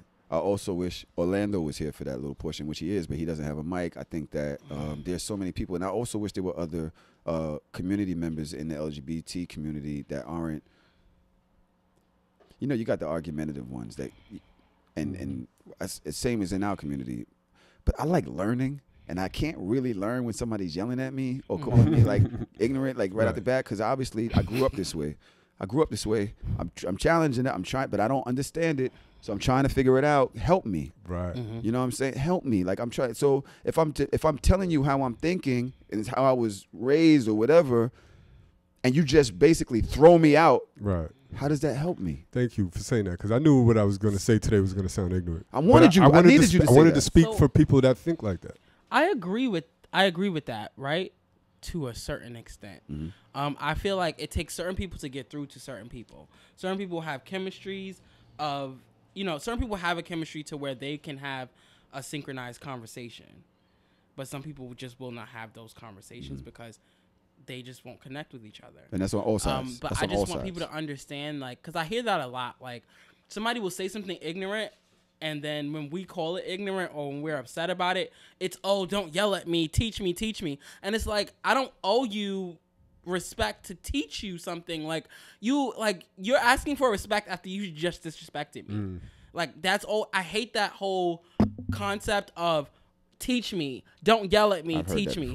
I hate it. I don't now like we're it. in a conversation, and I don't like. It's one thing to purposely disrespect you, right? That's like if I say bitch to a woman, purposely. I'm on your ass. That means I'm coming at you. It's different when I say something that is ignorant to you because you're smarter than me, more learned, have more experience, and I don't. And now you're automatically throwing me or anything, my experiences out because you know better about this particular situation than I do. And you take your offense to another level. Nobody learns here. So when I say, like, yo, help me through that, you're like, no, you need to read a book or you need to stand up. It's like, all right. Sometimes I do tell people to read a book. When I say those things to people, it's automatically. Sometimes and this is. I think Orlando got pissed just now. He walked away. I don't think so. When I say that to people, when I say, oh, go Google or go read a book. Google's the thing, right? When I say that to people, it's always for a specific reason. Because as I get older, I realize what conversations will be helpful and what won't. A lot of times, there's a lot of straight men, you tell them everything in the world, and it's like, they still do not, like, it goes in circles. I agree. And it's like, when I realize that you're not really receiving what I'm saying, I will tell you to go to Google. So because I'm not going to explain I am not a teacher. I'm not a professor. I'm not a historical, I'm not. Nobody wins when we get to that point when we can't communicate. Nobody wins. You are 100% correct, but you have to realize how damaging that is to someone to have that conversation. I understand. A lot of times it's so taxing and it's so exhausting to explain to someone why you're being oppressed, why you feel this way when they do not see anything. You're not seeing anything that I'm saying. You know how depressing that is? I leave that conversation depressed because it's just like, yo, I left that conversation. You didn't learn anything. I tried to get you to understand, and you still don't fucking understand. You combated me the whole time. Because that's the thing. It's like, I can't teach people who are trying to combat me. Right. So if you're challenging every thought that I say, sorry. Yeah, no, he's just I can't. he has to get his shit off. Don't worry about it. No, go ahead. Let me finish. However, question is relevant. So this is a question I had. It's relevant to what we're talking about. If you're communicating with somebody that obviously they probably need to learn on their own time. You don't feel the need to teach people, right? But if you have somebody that is ignorant, homophobic, any of the words we use today, but you know that they're intelligent and they're open-minded and they're willing to learn, do you suggest or do you recommend anything even to our listeners that maybe grew up in a toxic masculine environment and they don't want to be homophobic? Where would you suggest that they go? Do they any, you know what I mean? Articles, books, my experience is literally just life, but I always suggest what is it called? The Grapevine. They have a million great conversations about this and so many things similar to it. I will sit there and watch the Grapevine episodes all day. It will be things I know, but I'll still watch it because it's extremely helpful. A lot of people don't really want to sit down and watch people talk for an hour, but things that there's literally no reason that truck needed to sound that loud. It's very loud. There's no reason. It was. It's 2021. Was that a garbage truck? It's a cement truck. A lot of reasons why I don't listen to the Grapevine is because I feel, and this is my issue with myself that I need to deal with. This is not an issue with them. I don't like when people are that much smarter than me and make me feel dumb with the way that they speak about shit. Like I said, I understand what you're saying. I know that's a my thing. That's a me thing. It is. Right? So it's like the way they speak is if everybody should know this and everybody should. And to me, it's to me, it's too much for me to receive in a way that's beneficial for me personally. I definitely get what you're saying, and I could see how somebody would perceive it that way. I don't necessarily, but we are all different, and you're going to perceive it differently. And I don't want to be hating, because I don't hate on them. I know it's a valuable platform. I do, but I'm saying me, right? Say if I'm coming from a place where I'm trying to learn this, any other, and people are speaking about a certain sect of people in a way that it kind of makes me feel demeaned, or like I just not really as receptible when people speak that way, and that probably is dumb. No, it's not. It's not dumb. It's just literally a human reaction, and I think, you know, I'm not gonna say I know every single thing that they're talking about when I'm listening or watching the Grapevine. I can't say I know everything, but anytime because I want to know, and that's the thing. You have to want to know. You have to want to understand. So if you're watching the Grapevine and they say something that you don't necessarily know what they mean, pause, Google. Go to Google. There he goes. Hey, what does this mean? When they're talking about a certain era of, when, like, let's say they mentioned Black Wall Street and you don't know what Black Wall Street was, pause, Google Black Wall Street. You can literally read up on it for 3 minutes, and then you'll feel a little bit more a part of the conversation, and you're like, oh, okay, I see that. And it just makes you explore history. I like the Grapevine. I don't know. Give me a second, Sean, before you go, because we only have 6 minutes left, and there's a reason why Kadeem's here. And when we're here, we're talking about inclusive rooms. I was about to get to that, but yeah, I'll let you. Inclusive rooms. I kind of was leading to a place where I said I was kind of suggesting that Grapevine isn't an inclusive room for people who are different than them. In a way, I was suggesting that. I don't mean to do that purposefully, right? But when I'm thinking about inclusive rooms, Kadeem now has a business venture, which is really why he's here. And I support 1,000%. And if you're a listener of the Grapevine, for one, I just want to say I am not trying to insult them. Like I said, these are my own issues. I do need to read more. I do need to be more open-minded with certain things. I do need to take my ego off the table with certain conversations. I get that. I'm working on it. Trust me. I'm trying to address my own issues consistently. So, damn, that's another subject. Yeah, I'm trying to address my own issues consistently, and it's hard when I don't know certain words and shit like that. It does make me feel a little stupid. So when I'm around a lot of people that do know them shits, I feel smaller. Like, I feel like I'm not in the boom. When we're talking about inclusive rooms, Kadeem is starting a new business. I want you to tell us what this business is and why you felt it was necessary. Traum, I'd like for you to receive it and wonder what do you think about it? You know what I'm saying? Kadeem, go ahead. So I saw some of the videos about it, but I'll let you speak. Did you? Yeah. Oh, I love that. So I am opening a barbershop, one that is not strictly for, but basically the main purpose is the comfort of people from my community, LGBTQIA plus community. It is for us to feel comfortable, because generally we do not feel comfortable in the barbershop. It's literally a struggle. It is. You have to literally take a woosah before you walk in. You always hear something that makes you uncomfortable. You always leave kind of uncomfortable. You literally, again, like I said earlier, you feel like an alien.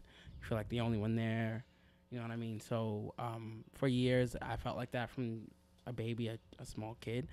And then I just decided, like, hey, let's change that.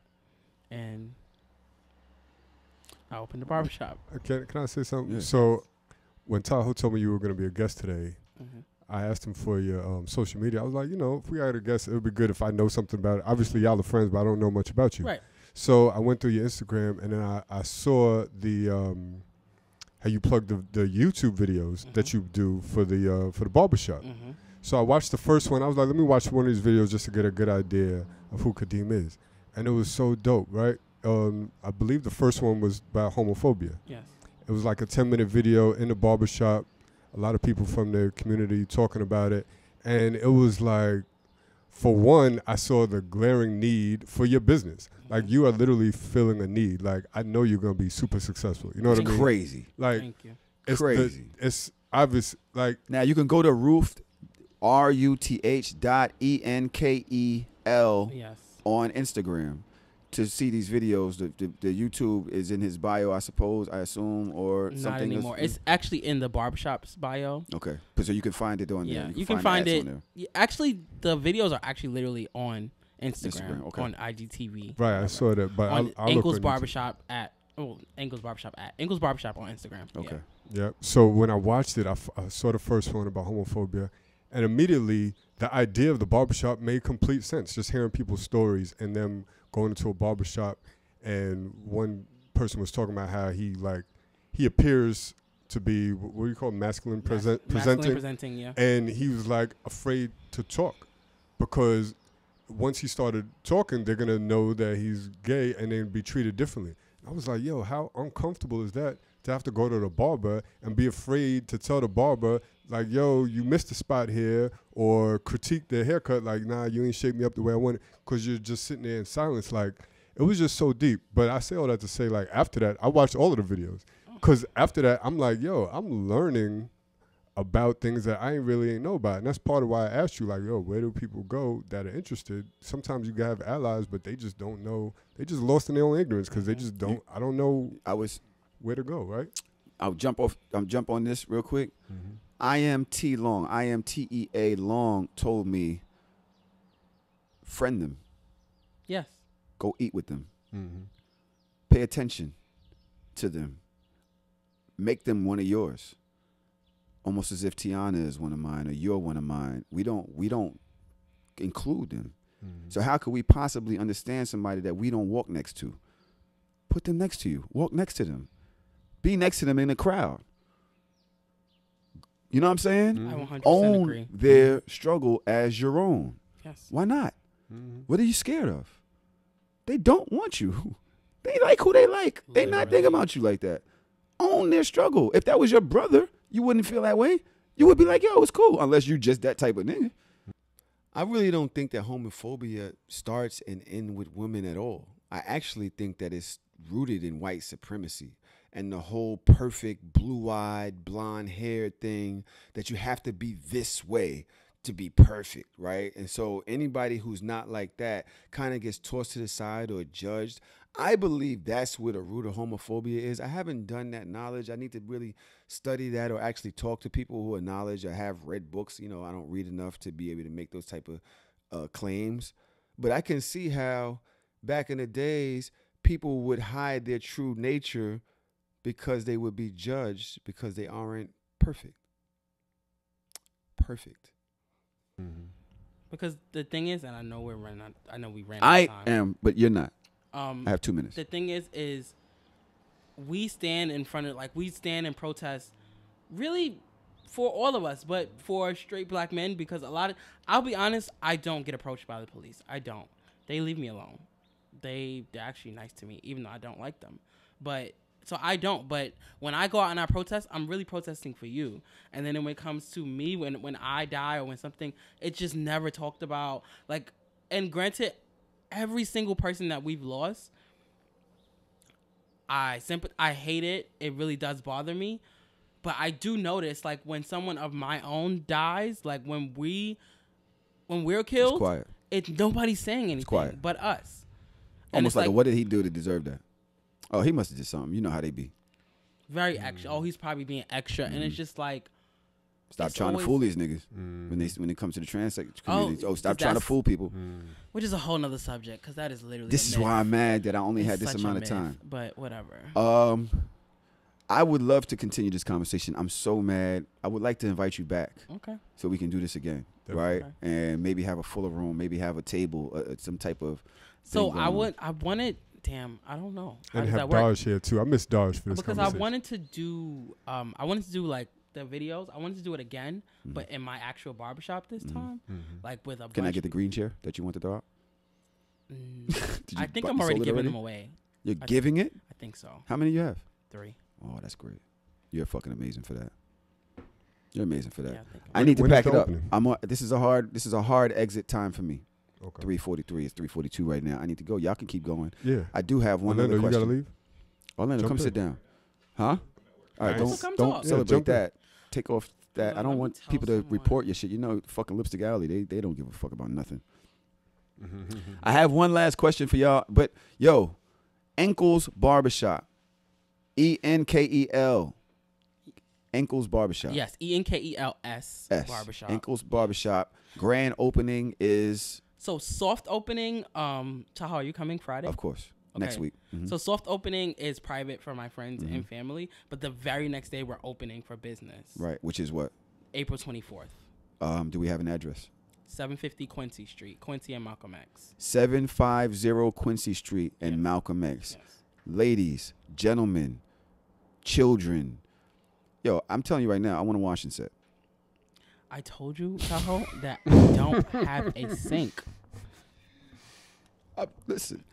Give me a year because I have to actually leave there in a year. My landlord is a dickhead. It's fine. But we're going to get this shit rocking. We will have multiple locations. We want one in Queens. We want one in we want Brooklyn, multiple Harlem, everywhere. Yes, we want a franchise. I want this man to make a safe space for people everywhere and also educate people as to why it's necessary. And I also why we need to and why we need to be more careful about the things that we say in our barbershops. When we're talking about, that was a bank move, that was a big move, and the other. You don't know how this person sitting here is living. Right. Why would you even think, why is that why are we comfortable with that? Yeah. You know what I'm saying? We got to be more, especially us as heterosexual black men. Why isn't the agenda set by us to raise them and to make them feel more comfortable? Fact. That's an agenda we need to talk about. I need to go. Orlando, you need to sit down. One of the points...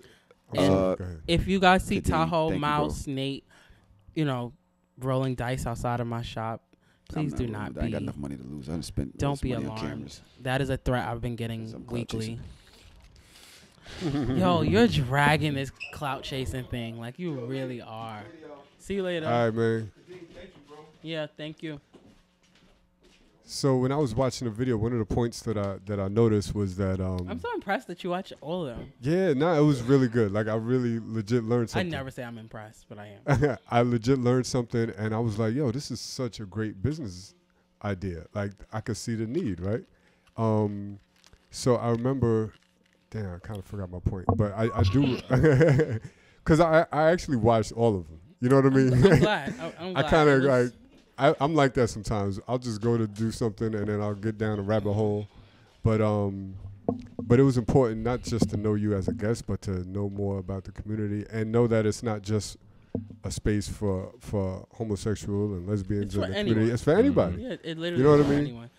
I just don't want people to forget what we're here for. Mm-hmm. But anybody, I don't care who you are. As long as you're respectful, I don't give a shit. Come on. You know what I'm saying? What's going on, Orlando, blouses? what's up, man? First time I seen this nigga was on Clubhouse. This nigga's wearing an orange blouse. Oh, that's a legendary Is that shit a blouse? He's like, yes, I'm wearing a blouse. Yes. I was like, that shit is fire. First of all, I had it out for Traum ever since he came at me for my crop top. Yeah, I didn't see me on the show, but in the back, I was just, if I get my hands. Whole time, I couldn't wait. I'm happy I showed up. Today was perfect. Chef's kiss. Oh, so the personal one so my personal Instagram is RUTH ENKEL. And then the barbershop's email is Enkels Barbershop, ENKELS Barbershop. I hope I don't have to spell barbershop. How'd you come up with that name? Showing his ankles a lot. Because I was like, your name is Kadeem. Oh my God, Mouse has people running. Yo. So literally, I know it's a little off because I'm very pro-black, but Enkels is actually Russian. I don't like saying that to people because they're just always lying. But maybe 10 years ago, I love my grandmother. I lost one of my grandmothers in 2008. So I just kind of wanted to incorporate her name in there. I didn't want to put Ruth's grandson. So I just looked up a bunch of languages and I found the one that looked the best, and Enkel looked the best. It was before the barbershop, before I was doing anything business and literally I just changed my name to Ruth Enkel. And then I started doing events, and it was Ruth Enkel Productions. So I kind of wanted to continue I like continuity, whereas you see the same name. So I just Yeah, it makes sense. I mean, Ruth sound like an old black lady name. Yeah, literally, I had somebody write me yesterday, and they're like, "Oh, hey, Ruth, we have the same name," and I was like, "Well, that's not really my name, but hi." But yeah, are you planning on shooting any content in the barbershop? I am. I think we're gonna do a part 2 of those videos. Oh yeah. Again, and then I'll probably, once I get like a camera and everything set up, I'll probably have a personal camera for the barbershop because I want to catch like little moments and stuff like that I want happen. to come for a conversation. I know Tahoe's gonna force me to go because he desperately wants me to get a haircut. Yes, but I'm gonna not cut it off, but you could use a shape up. I think. Let's all relax. Got any locticians in there? Huh? Got any locticians? I don't. I want to. I literally only have one barber right now, and I also just signed on a makeup artist. Awesome. So I'm looking for another barber to kind of even things out. But right now I have one barber, one makeup artist, and All right, so anybody in the New York area, hit them up. Y'all got his socials. yes. So I got a question. So this is from one of the videos, right? Okay. So you were speaking, and you mentioned that when you growing up, you were an introvert because you didn't want to play. You didn't want to go outside and play with the other boys. So I was wondering, was it because you weren't into the same things as them, or you felt like you were different and you wouldn't be accepted? Like Both. I just, again, I always felt different, and like I said, like growing up with the father that I did, he's the polar opposite of me. Like literally, probably my whole childhood, he like tried to force me to play basketball. So that like, shit is annoying. I'm sorry, yo. That shit very is annoying. Yeah. Like he needs to let off the horn. Like god damn. Yeah, right? Hell? That's notion, right? I don't know what. He is ODing. Are they coming down this block? No, they went up notion. That's crazy. It sounds like it's Right there. Right there. I didn't want your point to get lost. No, thank you. But yeah, I just every time I went outside, like I would always just sit off to the side because everybody was doing things that I wasn't doing. I didn't really want to play handball. I didn't want to. I didn't even really want to go run around the playground. I didn't. I just wanted to. I saw the difference from very young in me and everyone else. So you mentioned in the video that you would have rather been inside watching Beyonce. Which is what I did. So, and it's funny because I laughed while I watched it because I was like, yo, let me ask you this. What is it about Beyonce that is loved so much by the gay community? She's the greatest. I don't really know how. I don't really know how else to like describe that. She's literally the greatest. I just feel like there's a lot of great artists that aren't necessarily identified with, by the gay community the same way Beyonce is. Like Beyonce. Well, that's there's Rihanna art. also. Yeah, there's also. But I think it's more I think it's a Beyonce than glam Rihanna. effect. Like the dancing, the hair, the glam, the sparkles, the brightness is like it I've been to a ball before, so it kind of gives off like the ball kind of feel of a glam or that's ball. A great so that's actually when you watch certain artists that like people the community support, you can see like they also have that stage present, that glam effect, and it's kind of has like a connection to the ball also. I think that correlates a lot. Also, I just want to revert back to she is the greatest. And she is. Yeah. So she has a talent too. I can't really like, because with Beyonce, like, you get everything. Mm-hmm. Like you get with everyone, and I love, I have a wide range and taste of music and everything like that. I do. But as far as everything goes, there is no one that gives you all of those things in one and is great at every single one of them. Because I feel like in association, like I said, in association with Beyonce, there was Rihanna, but like before that, I believe it was like Mariah Carey. Yes, but even not to the love and level of Beyonce, but before Beyonce was like what she is now. All of these Madonna, great people. definitely. Yeah, we had all of these great people before Beyonce, and they're loved. Honestly, like the gay community, they love Mariah Carey, they love Janet Jackson. They're very like beloved, like literally widely. But again, like even, and this is a little controversial to say, but even in all of those people, there's like one thing missing, or they're not 100% great at everything. Yeah. Mariah Carey, one of the greatest lyricists of all time, literally taught me so many words. But the thing is that Mariah Carey, she stands on stage and she just sings. She doesn't do much. She doesn't give you. Mariah is going to give you a flick of the finger, whatever. Beyonce is going to sing her ass off, dance. She's also going to produce the show. She's also going to run the show. It's literally so many things. She's an entertainer. She's literally an entertainer. Literally, even on an album, Beyonce is still an entertainer. So it's just, I think we just identify with the fact that she's So I got another question. It's kind of music related, right? So I'm a DJ. I used to DJ tons of weddings. told I people on always the wanted to be a podcast DJ. this I'm just before. not good at it. Well, I'm actually teach, so if you're willing to learn, So I work for a wedding venue, and I got the pleasure to DJ for all different types of people from all races, ages, and everything. Right. My favorite weddings to DJ, hands down, was always gay men weddings. Right.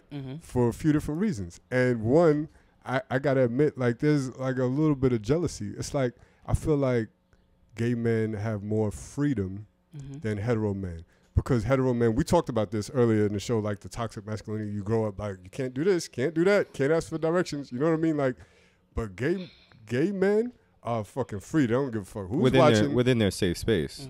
Well, okay, within their safe space. That makes sense. Like, as a DJ, they're coming into the room dancing. No matter what. They don't give a fuck who thinks what, whether they, sometimes people are like, playing the wall. They wait till the dance floor to fill up or something. You know what I mean? So I always wonder, like, do you feel like there are certain advantages in life to being gay? Is there anything about tapping into more feminine energy that gives you an advantage? Like, is that a bad thing to say? So glad we're back here. Like, you know what I mean? So glad we're back here. I'm so glad we're back here. I was lit. You like you were itching this over there. segue is about to be amazing. Is that an offensive thing to say? No, it's okay. It's not an offensive thing to say. It's just, so I feel like what you just said is why a lot of homophobia happens, is because black men look at us and they see us being ourselves, and they're jealous of that because I'm not saying that they're gay at all. I'm saying, like,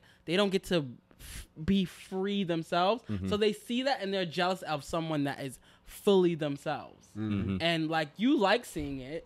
It's fun to see for you, but for a lot of men, it's like, the fuck is he? Why he could do that and I can't? Right. And they just don't have the courage to do it, and it's sad, but... And then they twist it and make it toxic Yes. by being aggressive or whatever the case may be, because they themselves can't be that. And also, on top of that, I feel like a lot of people in the community have... this is a made-up word, but they have expression constipation. So it's like on the general and the daily, they can't express themselves as they want to. So when they get into spaces like their own created events, balls and stuff like that, they're going in. Because it's like, when can I get to do this again? It's like people during the pandemic right now, they just can't wait for a party.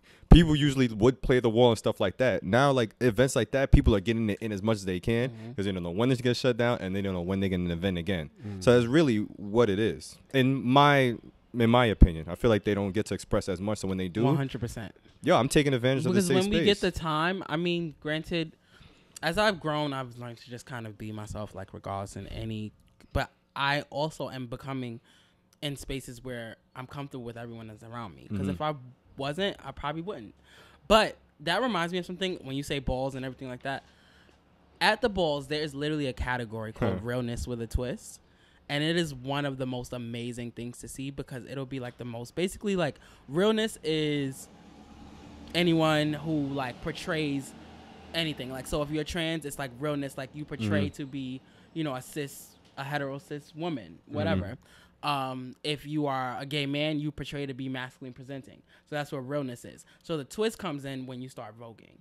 So literally, like, this man who looks so masculine, he just starts voguing, and you're like, what the fuck just happened? So it's literally a category, and it's one of the most beautiful things to see, because you see them and they look so happy. They go from, to just being happy, like, sprawled out on the floor, dancing. It's the most amazing thing, and I think that proves to what so that's why I was asking if you think there's any advantages, because I've been jealous. I've looked at it as an event, because it's like, if Get Me Bodied comes on, because obviously you play Get Me Bodied, a lot of times the men will leave the dance floor to the part, or when you jump to the part where all my ladies in the floor, my ladies in the floor, drop down, whatever. So a lot of men leave the dance floor and they let the lady, but the gay men will stay there. So it's like, I'm like, yo, gay men get to rock out to that, but then they also are men, so they get to rock out to the aggressive shit the same way that a hetero man would. It's like, yo, you got more of a. So it's definitely that's not how. So that's literally just not how it works, unfortunately. Just think about, like, okay, like he said, that is our safe space. We're literally, imagine, like, doing that and then having to walk, like, literally you walk out of wherever you go, and then it's literally the exact opposite of what you were feeling. I understand. Because you're comfortable in that space, you're dancing in that space, whatever. It's not an advantage. I should be able to be that way all the time. Gotcha. And I am not. So it's not an advantage. Literally, I'm supposed to... it shouldn't be just this time. It shouldn't be just at a wedding. It shouldn't be just because we're having a good time. If I feel like doing that, I should be able to do it. Gotcha. And that's why it's not an advantage. Point It's taken. literally a peak of whatever. Gotcha. And so even further the discussion about why it plays into a bit of homophobia.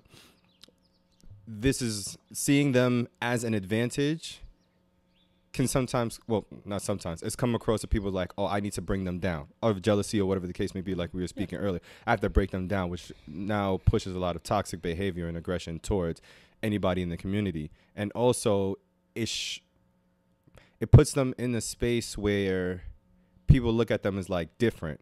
We're literally all the same. Black men have their advantages, white men have their advantages, gay, trans, everybody has an advantage in their own way. And they're exactly, a privilege in their own way. Of course, black women have their advantages also, but there is also the totem pole, right? So that's why if we stop looking at it as like everybody has an advantage and we're all on an equal plane, everybody has an advantage and disadvantage, and that balance gives us all on an equal plane, it makes everything better. It's like I treat my straight friends same way I treat my gay friends, same way I treat my trans friends, same way I treat my pan friends, same way I treat my non-binary friends. Everybody gets joked on the same. Everybody gets the same type of explanation. Everybody gets the same type of energy. So I understand what you mean by saying like, oh, you know, damn, you get to dance to that and dance to that too. From coming from a straight man that is 100% himself, I dance to whatever I want. Because you can do it too. Exactly, and that's what I'm saying. It's nothing stopping you from dancing to Beyonce on the dance floor. The 2 albums that I listen to when I work out and get the best workout in is the 4 album from Beyonce and Rihanna's Anti album. And I would niggas were looking at me like, damn, this nigga's getting it in.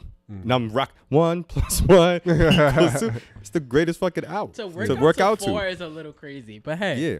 So I say that to say, like, once you are 100% comfortable with yourself, with what you want to do or what you don't want to do, it's not about masculine or feminine energy. It's about being real with yourself. And it's funny enough, so for Hard or Soft, I did a Patreon episode with Loon. We were just talking about super handshake. Yeah. I use masculine term words for us, right? Super handshake. So we were talking about him. He was like, yo, what's so crazy is that because he grew up in the hood, he was like, yo, out of anybody that I've ever met, you are the only person I know that is 100% himself 100% of the time. And I was just like, yeah, because that's what a real nigga is. Right. I'm really me. Absolutely. And within that conversation, I had to ask him, because we were, and this ties into like, you know, the masculine or feminine energy. And even back to what Tahoe was saying about the emasculation of the young men. What is the definition of masculinity? I mean, I don't know the definition off top. You know what I mean? But I would assume it has something to do with being a man or exhibiting traits of a man. And so I gave it my own spin. You know what I mean? As a man being somebody that's responsible for themselves, for their behavior, for their families and things like that. Obviously, it's deeper than that. But, you know, it's a certain level of strength and responsibility. When I say strength, I don't mean in a physical sense, but you know what I mean, of being a man or being masculine. This is to me. I'm not looking it up in any definition, in any dictionary. So if y'all know the definition, so I just want to say one small thing. That's it. I think the fact that you don't know what masculinity means, I think that says a lot within it. And I'm not attacking you at all. I think that just says a lot because a lot of people, we talk about masculinity and it's just such this big conversation and people don't even know what it means. Enlighten us. No, I was going to say, so this is my point. And the reason why I asked this question, and of course, like, funny if I told Loon also, this is not an attack. I'm not on the offense and you don't have to be on the defense. I just want us to come to an understanding that if things are being emasculated, we have to know what's being emasculated for things to be emasculated. So that's where it goes into the, because he brought up the agenda thing also. And which is why I prefaced it by saying, I don't know if that's the correct term. Right. Emasculation, I don't know if that's the correct term to apply, but I understand the feeling behind what they're trying to say. So again, and I'm glad we're here too, motherfucker, because I knew I was gonna catch your ass one of these days. Because when I wore my crop top, this nigga goes, I don't know, I don't really think that's masculine. And I was like, I'm gonna catch Traum one of these days in the corner. Did I say that? Yeah, well, I probably did. But no, sorry, go ahead. What you said? I ain't say it like that. I might have said something, but I ain't say it like that. No, you ain't say it in that context. I'm exaggerating. But no, so the point of it is, and it's not specific to you. It's of course to the bigger conversation of, I want people to understand or get to a position where they understand what the definition of masculinity is. And even if the definition is a person by person basis, it's fine. But you got to give me a definition to know what you're fighting against. Quit stalling. For me, it's building up the anticipation. But no, before me, masculinity is having the strength to do what you want when you want, the comfort and confidence to do whatever you want, and I always forget the third one, but it's basically somewhere in the realm of like the understanding and the responsibility, the accountability of what you're doing and feeling and being comfortable in that. And I feel all three of those definitions for me exude strength, because if we're talking about, let's say we talk about masculinity in a toxic realm, it's always about, oh, I'm a man, I could do what I want, oh, I'm strong enough to do this. But those three definitions, I don't care what anybody else thinks. It's about what I think, and I have the strength and the strength in mentality to do what I want when I want. And this is why I got what he said, like, yo, you are 100% yourself all the time.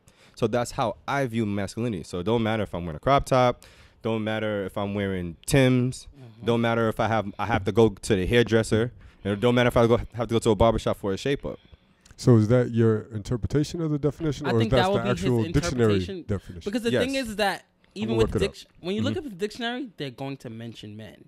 Yeah, there's going to be like male, man, born men. Which I hate the actual look up the actual definition, because I'm not going to go by an actual definition. I mean, for me, masculine means to like basically to build.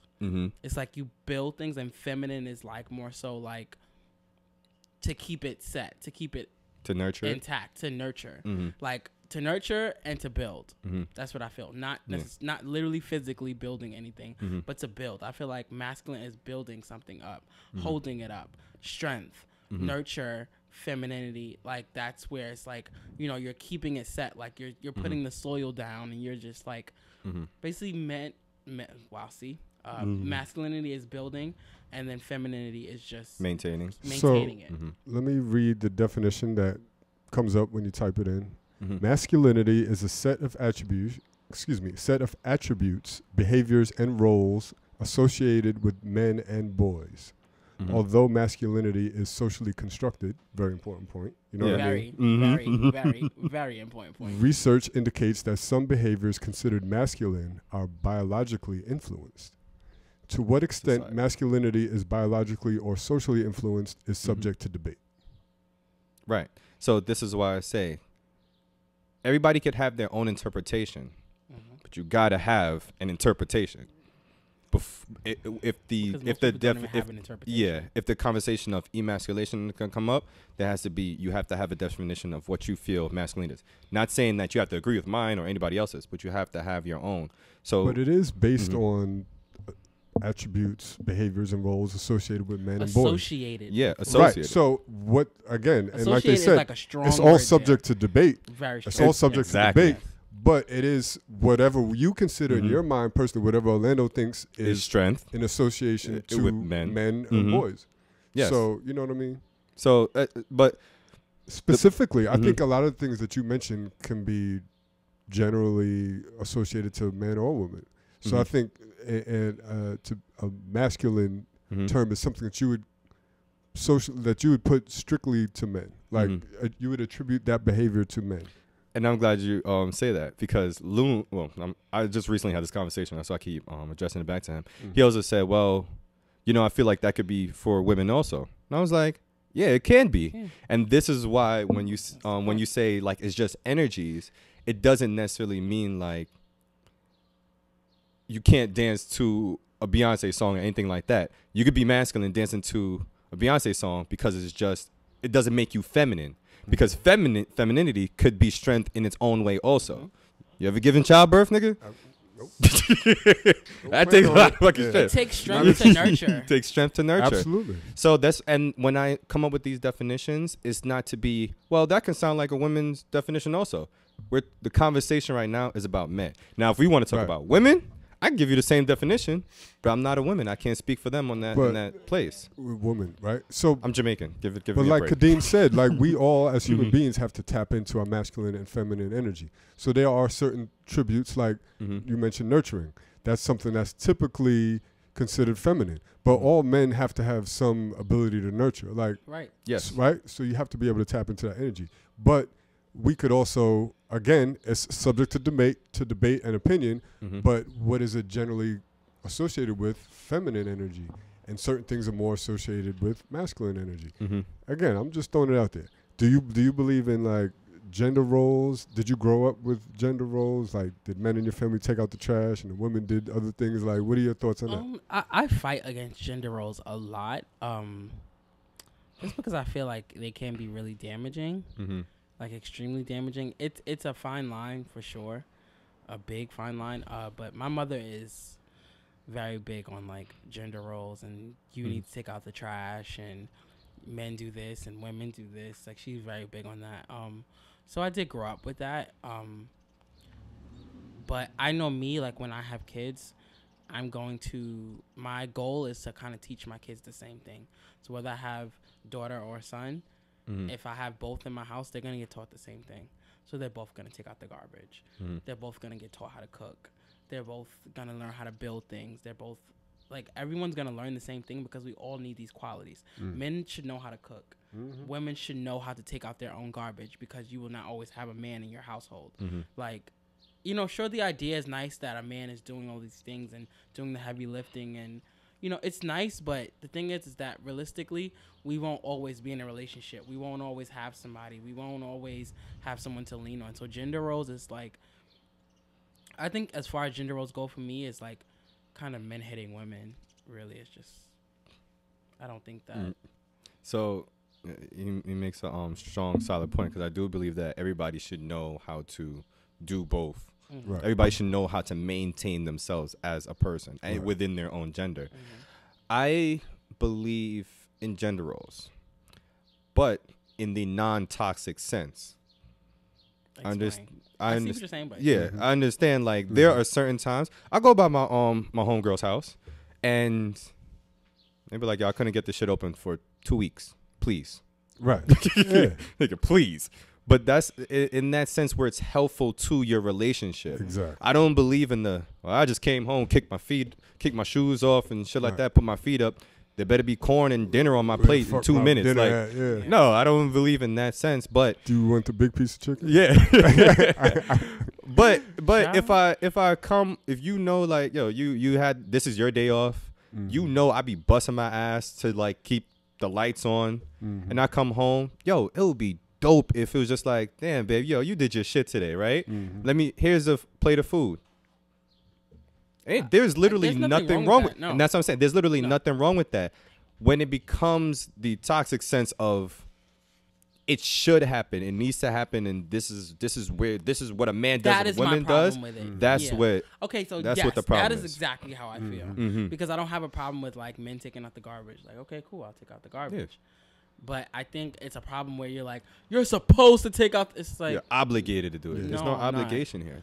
No, but I do understand it because back to the definition, we talk about biological. There are biological differences. Men are typically stronger than women, so they might ask Orlando to open up his jar of mayonnaise. It's been stuck for 2 weeks. I get it. So in that sense, it's not necessarily a gender role. It's more like you said, it's like filling a void. There's always going to be like strengths and weaknesses. Like your partner should always compliment you, whatever I'm good at. Like to me, I'm more of a nurturer than my fiance is. Yeah. You know what I mean? So strong feminine energy right there, buddy. Exactly. If we had a child together, I'm gonna be. I already know that about her. But you know, I'm gonna still take the trash out too. You know what I mean? Yeah. And just because physically I could carry more shit than her. It Just is gotta what it know is. your strong points. Yeah. Like really. Who's better at doing an oil change? Ooh. That's a good It'd question. be hilarious. You said her. There you Nah, go. to be There's honest your with you, trade-off. I'm gonna tell you it's her. But that has See? again, it has nothing to do with gender or biology. It has to do with her uncle was a mechanic and taught her how to do the shit. Like nobody taught me how to change the oil. I learned to drive to my fucking mechanic and give him $40 or whatever. Like, yeah, you do the shit. Like, you know what I mean? Like, to me, that wasn't nothing. That had nothing to do with masculine or nothing. Like, that's just circumstances. But those things are tied to that. Absolutely, all the time. Yeah, but I don't believe in any of that shit. Like, I don't, and that's part of being secure. A lot of men are insecure, and a lot of men. Back to what I was saying before, will not ask for directions. I don't give. If I'm lost, I'm asking for directions. Like I don't give a fuck how I look to you. I do think that you should ask directions. I'm just scoring with my father. I just don't ask. Again, but there's a lot of men that think like that. That's like, nah, it shows signs of weakness. Like I ain't got asked on another man for nothing. Like okay, now you wasting time and you might miss something that you should have been at. I'm not gonna hold you. That is one toxic masculine thing about me is I don't ask for directions. Yeah, I can't. Like it might not even be masculine. Is it? Are you just stubborn, or I don't know? Some people just don't need help. It's just toxic masculine because I was taught under the guise of it's weak as a man to ask for But directions. you're Jamaican too. Well, you know that, and there you go. That's where it comes from. Yeah. So we got some history to it, and it's funny. So with the gender role thing, as much as I believe in the balance of gender roles and in a non-toxic form, I actually believe that it's transactional also within relationships. Every relationship, people always argue with me about that. Like I believe that every relationship should be transactional. Like I don't understand relationships where it's just like, oh, you don't have to do it. No, you do. I think that we have to do for each other. What is the point of being with someone that is not doing anything for you, helping you, making you a better person, helping your life better? Relationships are transactional. That's just what it is. Love is like, it's cute. It's nice. So I know we got to wrap up soon because we got to do our confessionals. And I know you said you was hungry. You said that, and that was over 2 hours ago. Starving. Right? If you don't mind, I got a couple more questions. I had a whole bunch of questions, and we actually touched on a lot of them in our conversation, right? So this is actually a debate that I had with my lady the other day. We was really talking about this, and I want to know your opinion. So it's actually a question, and it's a personal question, and then it's also like your opinion on something, right? Okay. So at what point or age did you realize that you were gay?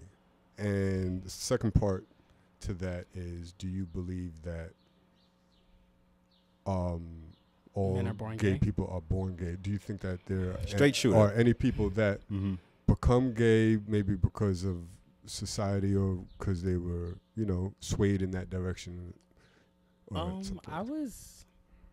I'll answer it in order, I guess. I don't know. I don't have an exact age, but it was always a thing as a young person to like, that I knew like, okay, I'm different than what I'm seeing in the playground at school. I knew I was different. I was told I was gay before I even realized it. So it was called out to me. I was called names, but I didn't know exactly what it even really meant. It just, I was being called names. And I don't have an exact age, but I know like around 10 or 11 or so, like I started having like thoughts, and I was fighting those thoughts. And it was just like, okay, I kept telling myself, no, you're not. No, that's not how you really feel. And then once I found out what gay really was, maybe 12, 13, when I really, really knew what it was, I told myself, that's not what you are. You're not that. You're not that. So I just, I fought all these things, and I stayed quiet a lot, so people wouldn't notice certain things about me, because I didn't want them to know. I was fighting it for so many years that, I don't know, but I came out at 19, but I don't have an age. I just always knew I was different. Gotcha. Sorry to split up your question. It's fine. Because I know the next question is if you feel everybody is born gay or society deems whatever. You came out at 19. Do you feel like you would have known for sure earlier if you lived, or you were in a space where it was People like me. not people like you, but they made you felt okay to 100%. be more of yourself. 100%. Because it would have changed the age that you It would have 100% changed not. it. And maybe who knows if it would have changed the age that you came out, but it would have changed the age where you had more self-realization that it's okay to I be could like have this. dragged it on too. Yeah. So yeah, I definitely would have realized it a lot earlier had I had more of a. I'm not saying I had like a super toxic environment or anything like that, but I came up in a super traditional kind of home as far as like what was expected of me, like. You know, literally, I'm here because my father wanted a son for a black basketball player because he didn't get drafted. So, Well, you know, that wasn't going to work anyway because, you know, height. yeah. Do you have any something about the sexuality? I have a sister, but only on my father's side. Okay. Yeah, that's it. So yeah, like if it was like a thing, if it was a thing, because I think it wasn't not a thing, it just wasn't a thing. If that makes sense, I don't know, but it would have happened faster. And I think for me to say, no, people aren't, I can't say, I don't even like the term born gay because I don't think we're born anything. I think that's weird a little bit. But I also feel like to say that someone wasn't born gay is almost like implying that it was a choice. And I have a really big problem with people who feel it's a choice because why would I choose this? Why would I choose to feel like this for years? That was my thoughts. I don't think that people choose this. There are, contrary to what people may think, we don't have advantages. Like, Beyonce is not an advantage. no, it's not. Right. I literally cannot, I can't give blood in 2021. Are you serious? Yes. What do you mean? You cannot donate blood? No. Well, Why? I can because technically I think the rule is you cannot have had sex with another man in the Rule or law? Are you serious? It's a law. I think it got revisited, but it's still like So that's like it's a still question. It's just like I think they shortened the time or whatever of time that you could have had sex with another man. I want to make sure we're clear. A rule and a law are two big differences. If you go, it's a law. What the fuck? You cannot. Well, there goes your disadvantage, nigga. I mean, when I was talking about advantages, I wasn't suggesting that y'all have an advantage in life. Like, we know what I mean. Like, I know what you mean. There's black privilege, but we're still oppressed. Yes. You know what I mean? But when I say that, that's why I say like I don't have an advantage. Like these are the things that. Granted, I'm not really big on giving blood anyway, but it's like. I don't want to not do something everybody else is doing. Yeah, like it's like I cannot give blood. Like you know, like when I walk down the street, like granted, to be fair, like in this neighborhood, I grew up literally right around the corner. Like in this neighborhood and probably Crown Heights and certain areas, I'm fine. I will probably know everyone and everything is gonna be fine. I'm 100% comfortable. But I already know when I go to certain neighborhoods, I'm at risk. There are times I'm walking down the street and someone screams out "faggot." Somebody might throw something out the window, like.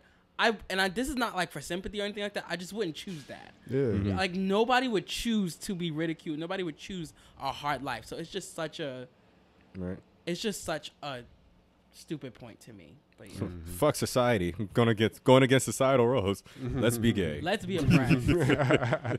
Let's make my life harder than it already would have been, being as I'm a black man. Oh, it's 3 months. Yeah. So that's crazy. Yes. Like, is there explanation of why that's even? Why don't they just test you for HIV? Like, because the thing is that they have to test the blood anyway. Right. So it's like, what the fuck is the? You can't just give the blood, just give it to them because I gave.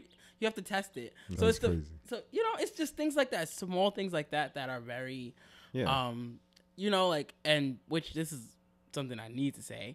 I hate the fact that because it's a higher risk, which I don't necessarily believe, but the thing is, the problem with that is that, like, as soon as I tell someone I'm gay, the first thing that they say is, "Oh, I'm cool with that. As long as you be safe, just wrap it up." That's the first thing people fucking say. Wow. Number one, which Tahoe's gonna be mad he wasn't here for it. Number one, I've never had sex. So, let's X that out. I've never had sex, so you're automatically equating me being gay to having sex. I don't even have sex. So, let's X that out. Number two, and I mean this in the most respectful way, straight people don't use condoms more than anyone that I know. Mm-hmm. Literally every time I have a homegirl, like, they call me in the morning, I fucked him. My first question is, did you use a condom? I don't know. I think so. I don't think so. I'm not sure. Well, I can't speak for anything else, but pussy feels amazing. No, and this time I joke around with my gay friends. It's amazing. I get it, and I'm sure on your end it is amazing. I'm sure I would never like to try, but on your end I'm sure it's amazing. And it's not, but it's just I hate when someone says, "Oh, make sure you're safe out here," and it's just like, yo, you're not even being safe. Why the fuck? Like, hypocrisy. How you going fucking? I don't even have sex, and you out here having sex raw. Like, what the hell? So it that angers me a lot. But anyway, I once told. Like I said, I joke around with all my friends like equally. So when like somebody I was cool with, like I knew before, we would have a conversation in school, and they're like, they're gay. I was like, congratulations. That was one of my favorite like responses. I told a close friend of mine that I was gay, and he was like, okay, where are you? And I was like, I felt so stupid, and I was like, oh shit, because I wrote like this whole long ass paragraph because I'm thinking that they're not gonna accept me and shit like that, and they're just like, okay, where are you? When are you coming down from school? Anyway, and like we really never really. Only thing he said was, because at the time he was friends with someone who grew to be my best friend. That person was gay, and he wanted me to talk to him and tell him, because he wanted his friend at the time, who wasn't my friend at the time, he wanted him to feel comfortable. So, which that was a whole other story, but I will say one advantage of a straight man having gay friends is that they have some of the most amazing conversations. Because when you open and free and you're 100% yourself, just having a conversation with somebody else that's like has no holds bar because they feel comfortable and they're like, oh, you know, I'm in a space where I feel comfortable also. Just like you can talk about so much more things. The power of like a straight man and a gay man sitting down and having a conversation. Oh yeah. Unexhibited, like literally no holds bar. It's amazing. Yeah. Like it's like the Wonder Twins. I literally don't even have those conversations with women. I mean I have deep conversations with them obviously because whatever women, they're amazing, but I don't have the kind of like I miss having straight friends. I do. I'm very mad that I cut a lot of them off. But well, friend, I'm gonna follow you on Instagram, and time to time we're gonna have homo to hetero combo. Let's do it. So we definitely sounds like a podcast. Gotta have you back on the show, hetero, right? We gotta have you back on the show, like Tahoe said, and I almost feel bad because the majority of this conversation we're talking about your sexual preference, like. I don't know if that bothers you at all, but I'm like, why not?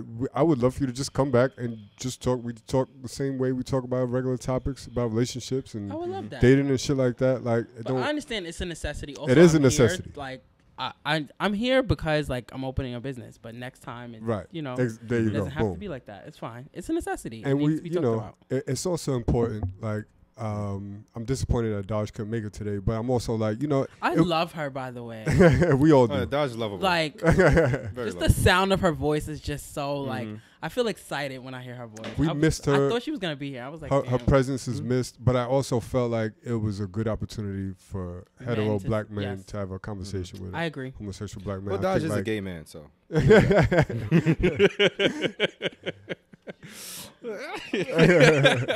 No, but I always meet women who, and I'm always drawn to women who have like gay men energy, like all the time. One of my best friends, I didn't like her at first because I thought she wanted to be a gay man. It was very forceful, and I literally could not stand her. I was like, oh my gosh, she wants to be gay so bad. That's homophobic. It was. That's pretty. But you know, hey. And then turns out I loved her and I when I met her. Turn your voice so. Mute yourself in the picture. Right, okay. But when I met her, I found out that she had like a gay uncle that she was super close with. Yeah. So she literally just acts like her gay uncle, like just because they're close in their family. So that was really. Yeah. But I always attract women that act like gay men for whatever reason. I love them. Interesting, man. It's so easy to be cool with people. So easy. So congrats on the barbershop. Thank you. You said it's opening April 24th. April 24th, literally in Bed-Stuy Saturday. on Quincy. So that's dope. We all going to support. If you're in the New York area, support. Even if you're not, fly in. Mm-hmm. You know what I mean? Fly with your mask on, be safe and all that. But come Please support. And yeah, man, I love the idea of it. I love the energy behind it, and much success for you. So you are our Black Business of the Week. We always do that. We actually been slacking the last couple of episodes, but I think you ran out of Black businesses. Nah, I mean, we actually got some in the stash. I got some in my emails and DMs, so we'll get to it once we bring it back. But much love to you, brother, man. Thanks for being with us today, man. Let's get us some sandwiches, some lunch or something, and let's wrap it up. We got to do our confessionals, too. All right? So shameless. I was saying here, like, I don't know how y'all end this. Go.